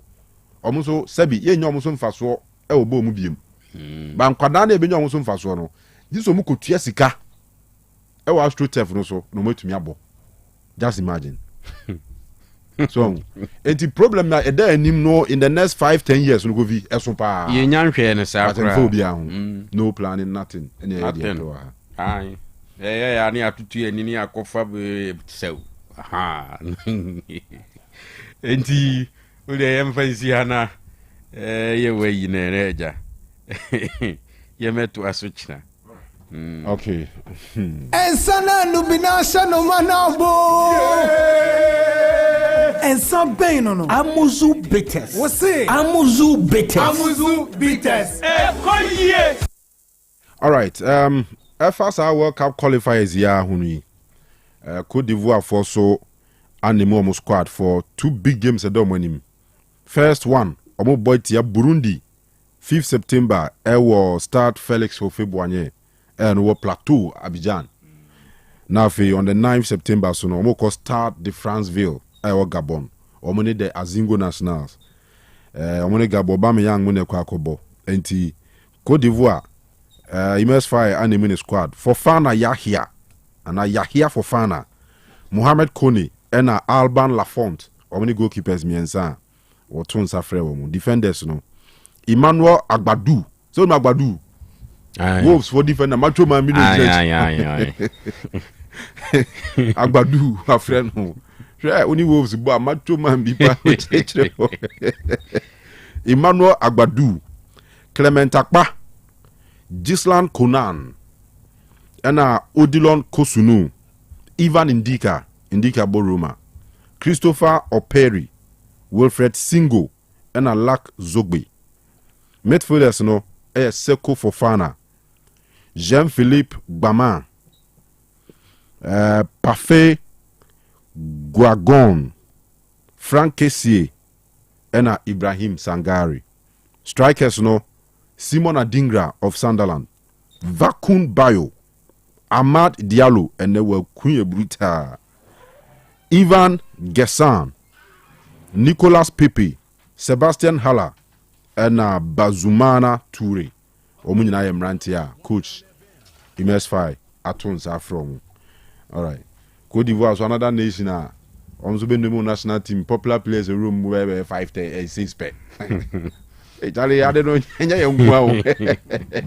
Hey, he makes fine. So, what first Cote d'Ivoire for 23 players. Hey, Bokolo Toure, Yaya Toure, Didier Drogba, Didier Zokora, Ataboka, one white Nimobia. Inimbez is pay. Hey, I said now you. All right, your birthday is in the infant. Sorry, so. Happy birthday to Adjuan Shira. Adjuan Shira Nana Pinkra. Ne wofase. Ni nuaba no. Nana Pinkra. Aha, ni nuaba. Ni nuaba ni we. Aha. Okay. Enti ne wofase. Eni Adjuan Shira. Ti Pinkra kura kan di ho. Oko school or Ave Maria Preparatory School. Na ide na woda. Ne maame efia kwa akun. Na wodi abase yanwehye ne bai ne dobai kuran so de ne ho fa yi pa kama pa yeah ti ni ma mesi yanwehye na very happy birthday ne nana ne nuanom nyina ne wofa obi a omso no a very special happy birthday yankopon enhira ne bebre na afi onye na koma so de da de ne ma me ne papa hwe se obeye in future ne nyina no emrem so what you say enti adwo nana adwoa edu enhira Nana Adwa Adu Inshira of Ave Maria Preparatory School. Yenyina happy birthday. Nyankopon Inshira pa. Sarah Suna ne the birthday of Gifty Gbogla ao USA. And then I would na Gifty ovi oye bruta. Ya yenu Andy Executive Men's Club. And I just say, okay. Ni to pa or say I'm wishing happy birthday. I give to you or shiny set instrument. Shining star. Ah, oh yeah, heavy brutal. It's gifty. Once will be wife, they want to me. Kamfunu too much. One we are what tomorrow. Very good. Today, bet me a kind and say, Nankopun gifty na or money who buy Ghana. Sounds a huge asset pa. We be PB because Ghana ni. Ghana Jifan to give to happy birthday, Nyami Shrabi. Happy birthday to Mrs. Josephine Japan aka Mami Joe awoda ene Mami Joe a old student of Aguna SDA. It from the entire 05 Connect year group no omunyina will be see and wish Mami Joe a very special happy birthday. Nyankopon hyira no ahofen wa kuta mu ache bruta or heavy pa nyame hyira man happy birthday. Sarah so na the birthday of Daniel Sylvester Owusu of Achimota mile 7. Na one of yen diaspora fans no enya Bismarck Edu of London. Bismarck dem so eduma o Selhurst Park no. O say ni nua a odi na chinie. Enti na woda ti yen wish happy birthday mano. Enti Daniel from our senior brother Bismarck o say yama happy birthday. Yami shopi na fe onye wakuma swadi nyina ma. Happy birthday to Daddy Johnny na ne wife Evangelist Adjoa of Bantama and the entire family in the Yaba say Bantama Presby Church. Yes, Evangelist Adjoa of Bantama Presby Church. And you busheni na enomusomo we show a happy birthday to Daddy Johnny. I mean shall be brave. The same thing. Okay. Now, next year the birthday of Papa Yao Edusei, aka Slim, our Guinness Ghana Limited. From the Puma Brothers, almost we show happy birthday, Slim. I mean, shall be brain afi on your kesipa. Next year birthday of Elder Luke Obeyne Champon of Church of Pentecost, Airport Assembly. I will come and say, yay. Elder, I mean, sure, you know, happy birthday. I mean, cause one more holding and then quatinting. And then finally, near the birthday of Nana Yao Aisi Boatine Champon. Now, Papa, Mr. Francis a Champon of Asafugoy filling station on a manager or say, and we show happy birthday. Na yensre wakuma swadi na emma. Ti nyamishra be chairman. Nyamishra pa nyamishra. Na ne krakra ne Oboy Dani, yes Danito. Yes, Oboy Danito. Ne Oboy Danito. Na woda. Yes, Dani nyamishra bebre. Dani de ye kase ye kan wo ho nsem bebre a wanza ye kase pekasa so enti no wakuma swadi nyina Dani.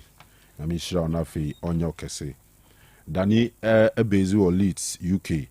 Na naniji ya ho sene yeso ni gine ne ho na tine na woda mijina Otec FM crew ni nyina nem na nyina yama a very special happy birthday to your boy Danito from wife any abusu and me sure say no me celebrate you pa for that wonderful father why father and husband why they my family no ti baby a wo bi out here nka bia danim so tie nka live utie live nyina ya we show a very special happy birthday na me nka ho na onye wakoma so de nyina ma ti yem fa na de nsi ha na Wednesday nti Jawusu eba na obeboy nkomo as usual Jawusu heba utiko fila abini award monzanka Saranso na Sikapani Eugene ebete che wala stadium no nsemba e from Kanu ye si achi obi a nyame adom a wochena ya wada e besan aba na ye de nkomo aka nyina